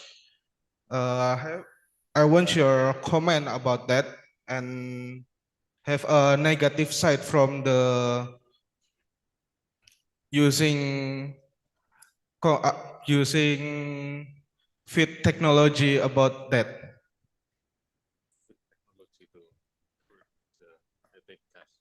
So, feed technology, what? Okay. The first one you need to know, sometimes we measure methane gas, but you need to know the original of the who produce methane gas. So actually we know many group of bacteria in the rumen already. For my suggestion, maybe you can do research more. Maybe, for example, you can use a PCR, real-time PCR technique to measure some group of bacteria. For example, methanogens bacteria. So you can answer your question, right? If you know, or some people, they can reduce protozoa. Protozoa also, they grow together with methanogens bacteria, right? If you reduce protozoa in the rumen, you are also can reduce methane gas. So by reducing the protozoa population in the rumen, we will can mitigate the gas methane from rumen.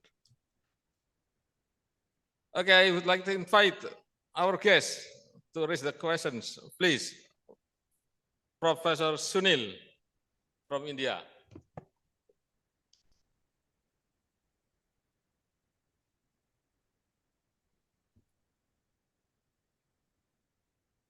Yeah.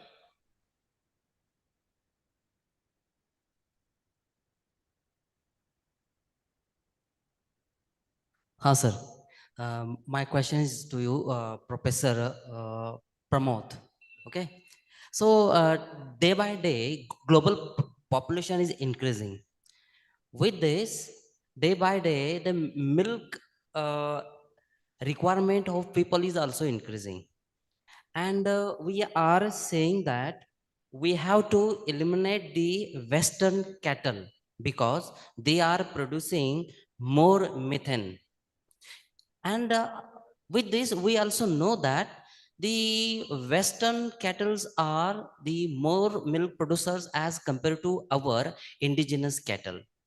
And if we eliminate the Western cattle, so in that case, how would we fulfill the demand of milk to the people?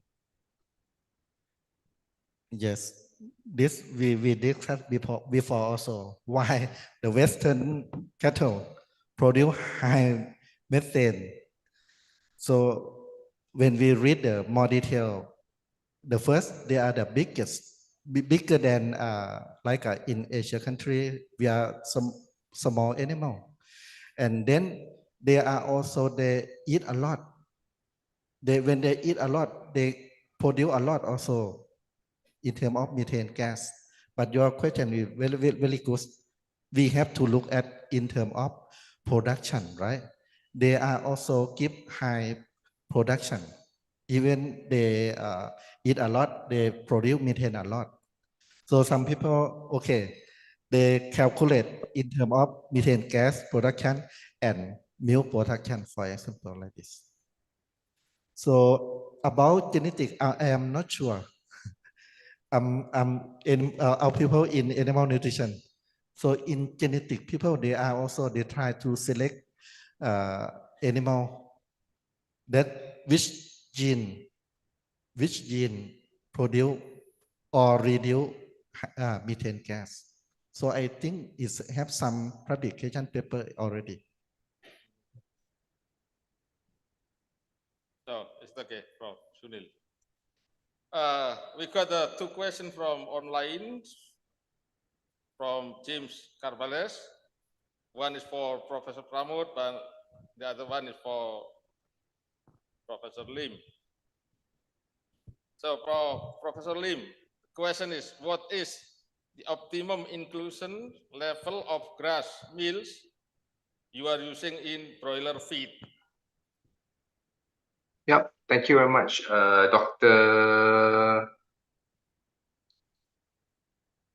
Jamie from the Philippines. So here in my study, actually, it depends on you are either using the whole grass meal or you are using the extract phytocompounds. Okay, we have to be careful. If you are talking about the whole grass meal to be included into the poultry feed, generally from all literature search and including my study has shows that below 5 gram per kg of dry matter feed, okay, would be the optimal amount, meaning that it's just only like 0.5% of the feed.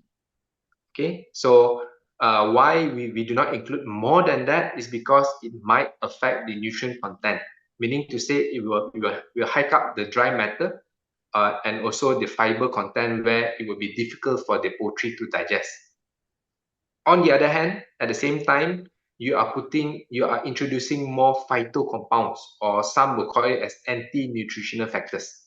Okay, meaning to say, if the anti-nutrient factors is supplemented at the wrong amount or not at the optimum level, it will lead to indigestion, and it's just opposite on the optimal amount. Okay, poultry won't be able to digest the feed intake. It won't be able to utilize the nutrients, so it will lead to stunted growth. So be careful when either we are using whole milk or we are using extract. Okay, so the second part, if you are talking about extract here, you are talking even lower supplementation. Okay, it's at the antibiotic additive level, which can go only up to 100 milligram per kg, as compared to just now 5 gram per kg. So that will be my answer for the question to Dr. Jamie. Thank you very much. Okay, thank you very much, Prof. Lim. And the second question for Professor Pramod, do you have any economic analysis of intervention in the feeding of cattle to reduce methane gas productions. Economic analysis. Very difficult for me, Yeah. in terms of economic, because of actually before we have the what they call carbon credit, right? Carbon credit. Right now, some countries from the European country, they use this system already. Some company, if produce so high in carbon, they have to buy carbon credit some other company. So, okay, if in the future, if we can produce like a cattle low methane gas, so maybe we can get benefit from this one. But right now, I think not many countries do this one. I think in the future we cannot escape. The researcher have to do more research, and the second, maybe some company they use together with other with our result. Okay, for the moment, we still do not apply your carbon credit for methane gas mitigation. We still do not have carbon some credit. country they have already. My student they work in international company. They use this system already. Okay. Except from USA, maybe they don't care about this one. So that's why it's quite slowly because of USA. They are not interested about this one. Yeah. Okay. Dr. James, is the answer from Prof. Pramod. The last questions from audience? Professor Hendrawan. Okay. Okay. Okay, I give last chance for Prof. Indrawan. Please, Prof. Indrawan. Yes, thank you very much. I just want to make final remarks on this all the key keynote speakers presentation. First of all, I have to remind you about the topic of this conference. This one is development of tropical livestock production system for resilience and sustainability. So I would like just to maybe pose a question, what is actually the takeaway messages from all of the presenters that's already taken place today? Secondly, when we are talking about now, it's about global warming or climate change, which is the concern of everybody now all over the world. The problem is there is a conflicting interest. For example, that the one that already mentioned by Professor Samut regarding with the carbon credit, for example, like that. It is in the European or United States of America, it is not so big concern because most livestock industry, this is in the scale of industry. But in tropical developing countries like ASEAN countries, our farmers are majorly dominated by smallholder farmers. This is the problem because they don't get enough money just to pay the carbon credit system that is actually introduced by European or United States of America Commission. Yeah, results the climate change is around us. But what is a takeaway message from this conference? How can we do in the future? What step that we have to put in our agenda?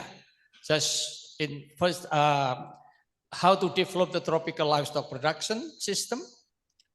At the same time, what is actually the ways for resilient, or now we already have the, what is something methodology based of the result from research in many different countries. And whether or not this one sustainable or not in the future. It depends on the condition, the environment condition of many different countries, and especially when we are talking about not only the poor resources in a highly densely populated country like Indonesia, like India, China. How can we do in the future for that one? I think this one, I would like just to put the final remarks that can be concluded by the invited speakers. Thank you very much. Okay, thank you very much, Prof. Hendrawan, for making a summary of this keynote speaker. And I think it will help the chairman to have a final summary at the end of this conference. Thank you very much. I think the time is up, so we have to finish our session. Thank you very much. I give back to MC, please.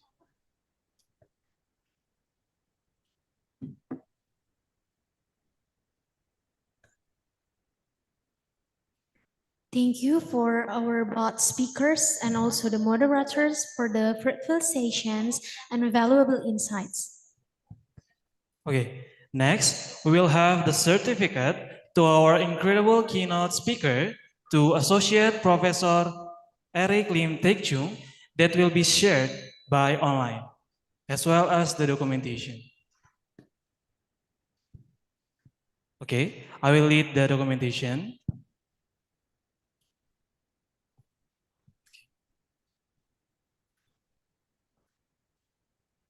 Next, we also give the certificate to our incredible keynote speakers, Professor Pramod Pengkom, that will be given by the Chief of Committee of Icesai Apis 2025, Dr. Asri Nurul Hidayat.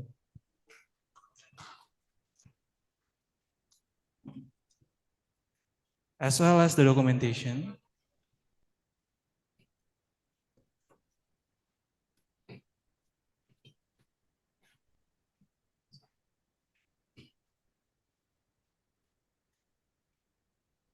Let's give a big applause to the invited speakers.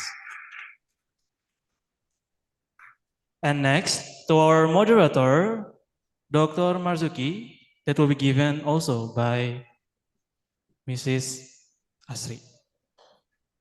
Please give a big applause as well.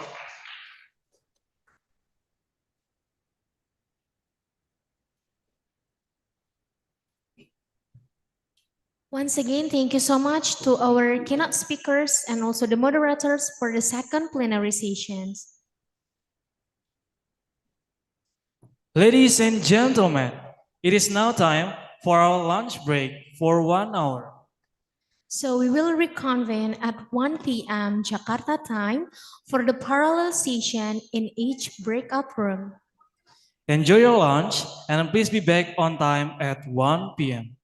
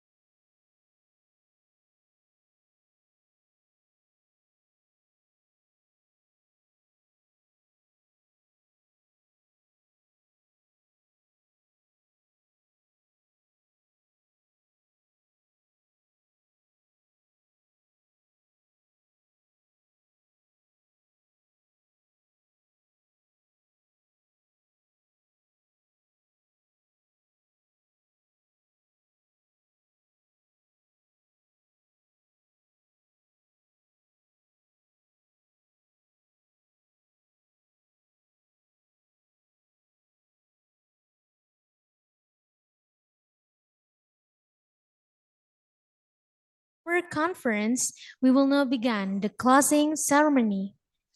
To deliver the conference report and closing remarks on behalf of the organizing committee, we are honored to invite the Chief Committee of Icesai Apis 2025.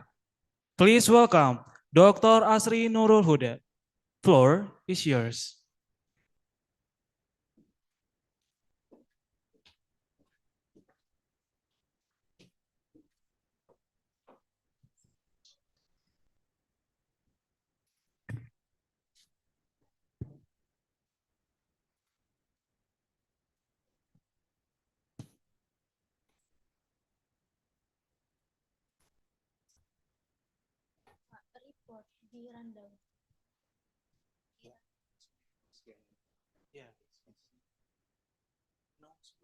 Enggak, ini speech and conference report. Bukan. TV closing.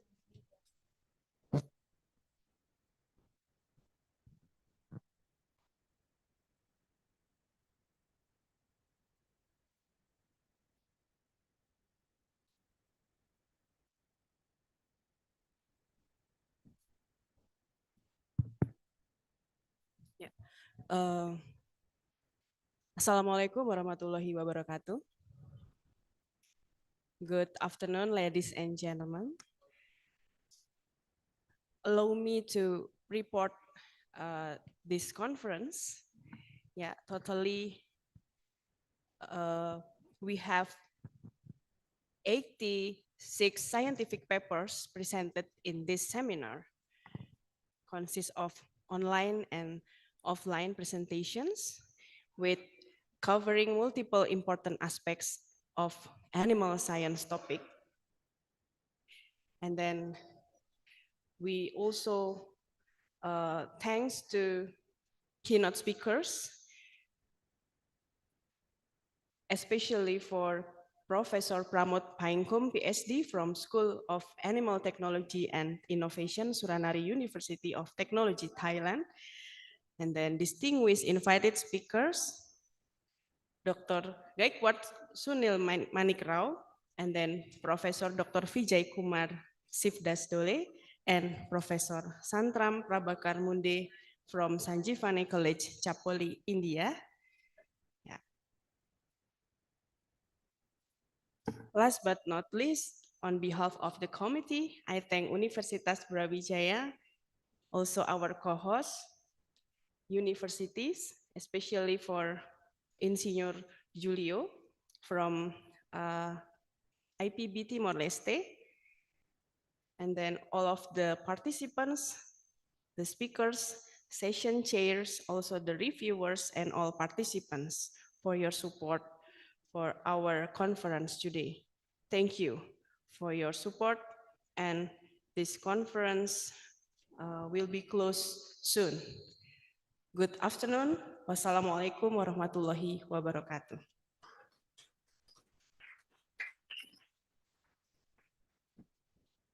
Thank you so much to Dr. Asri for the summary and for your dedication in leading this international conference. Ladies and gentlemen, we are now come to the rewarding session. These awards are presented as a form of recognition for the outstanding contributions and achievements of our participants throughout the conference. This year's the awards are divided into 3 categories. First, Young Scientist Awards, Best Presenter for offline and online, and then last, Best Paper Awards. Let us begin with the first category, the Young Scientist Award. And the winner of the Young Scientist Award goes to, for the third place, the winner of Young Scientist Award is ABS 51. Please come to the stage. If you guys come on offline, you guys can come to the stage. And the second winner of the Young Scientist Award is ABS 73. And the first place is ABS 24. If there's any winner that come offline with us, please come to the stage.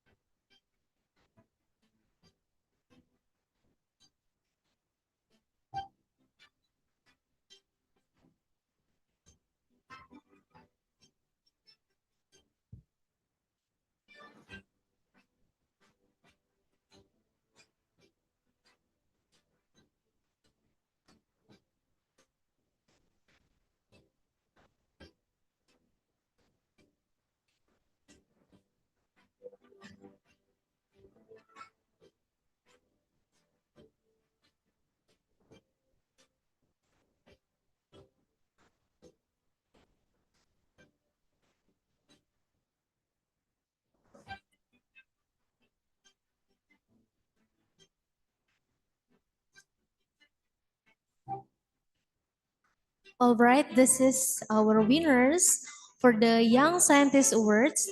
The third winner is Randali Irfandi with ABS 51. The second winner of Young Scientist Award goes to Nafis Satya Ataya. And the first winner of Young Scientist Award goes to Randy. With ABS 24. So if there's any winners that join us offline today, please come up to the stage.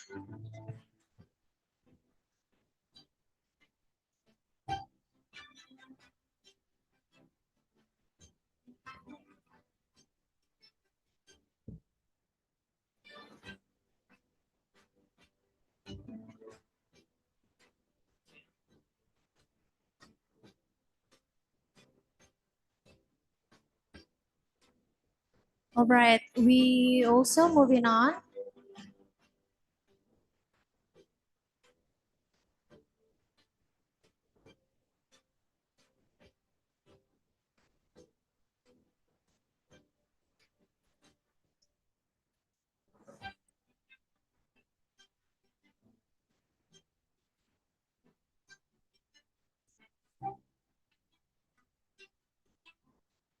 Next, we move to the Best Presenter Awards for the online categories. The third winners for the Best Presenter Award for online categories goes to Harley Evanwarini for the third winner of Best Presenter Award with ABS 50. For the second winner of Best Presenter online categories goes to ABS 14, Alisa Depasupil. And then the last, for the first winner of the Best Presenter goes to John Mark Saligumba Ramada with ABS 50. So if there's any winners that come with us offline, please come up to the stage. All right, we're moving on to the next categories for the Best Presenter Award offline categories. Okay. So, the third winner of Best Presenter Offline category goes to Faisal Andri, ABS 80. The second winner of Best Presenter Offline category goes to Asri Nurul Huda. And the first winner of Best Presenter Offline category goes to Ahmad Khairul Umam. Congratulations. And if any of you come offline, please come to the stage. Once again, for the winners, please join us and come up to the stage. And then we also moving on to the next categories.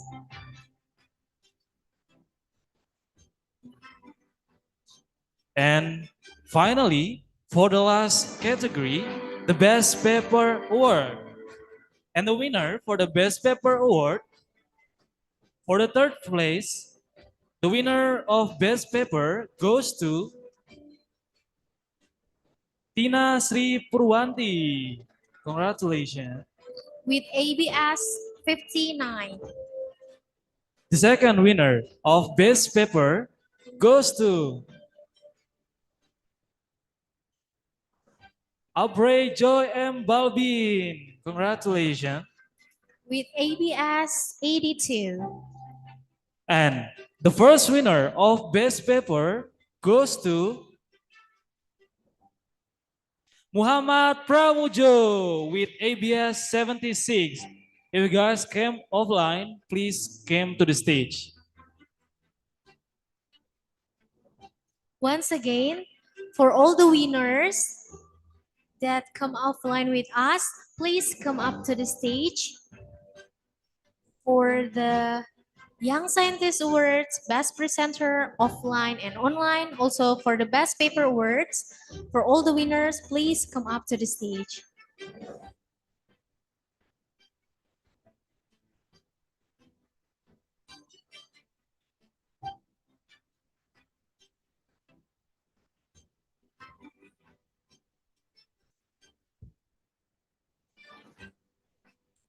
Once again, congratulations to all our award recipients. We would like to ask the Vice Dean of Academic Affairs to giving the rewards for the worthy.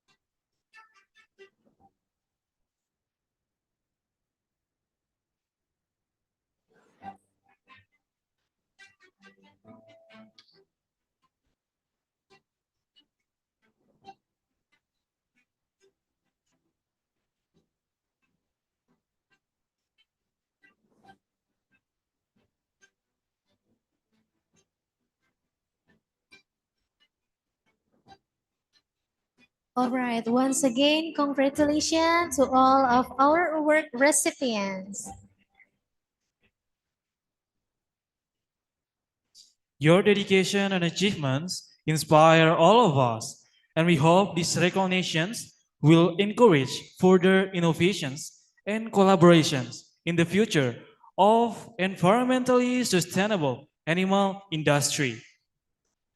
So, ladies and gentlemen, to formally close the 6th Icesai Apis 2025, we are honored to invite Mrs. Rizky Pravitri PhD, Vice Dean of Academic Affairs, Faculty of Animal Science, Universitas Brawijaya, to deliver her closing remarks. To Mrs. Rizky Pravitri, time is yours.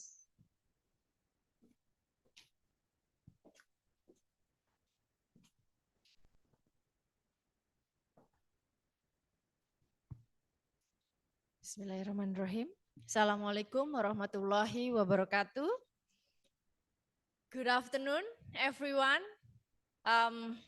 You all look tired after this day activities, but we all look so happy with this conference today.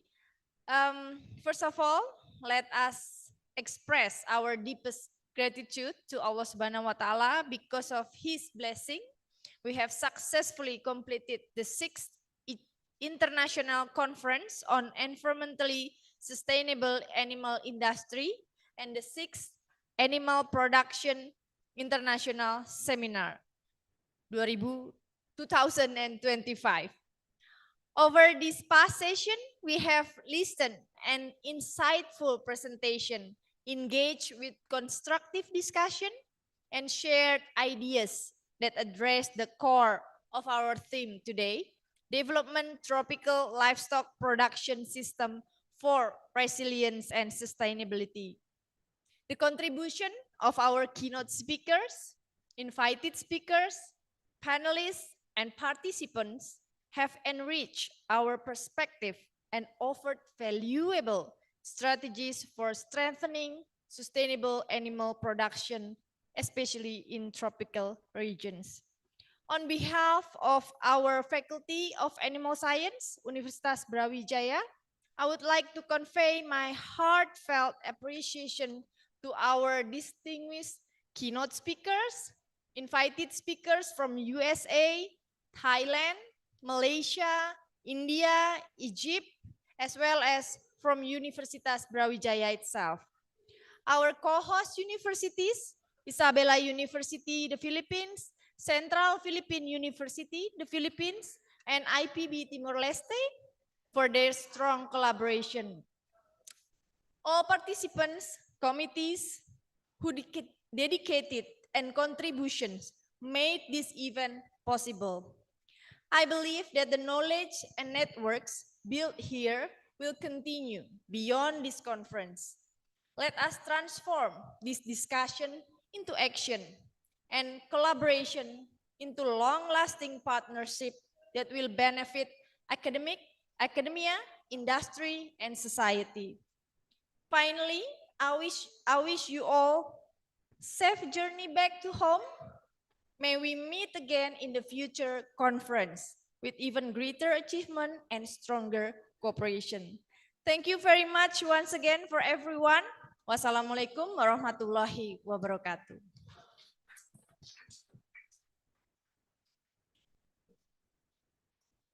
Thank you, Mrs. Rizky Pravitri PhD, for your meaningful message and for officially closing this year's international conference. So, ladies and gentlemen, to formally close the 6th Icesai, we have arrived at the conclusion of this event. On behalf of the organizing committee, we would like to extend our deepest gratitude to our distinguished moderators, keynote, and invited speakers, our co-hosts, all award recipients, presenters, and participants, and especially the dedicated organizing committee and supporting staff whose hard work, commitment, and teamwork have made this international conference a great success. May the ideas shared and network built here continue to support resilient and sustainable livestock development. Until we meet again at the next Icesai 2026, may this momentum of collaboration and innovation continue to grow. With warmth, I'm Angelina Rizky Maharani. And I'm Firman Rizky Siburian. We're looking forward to our next meeting. Thank you and see you at the next Icesai Apis 2026.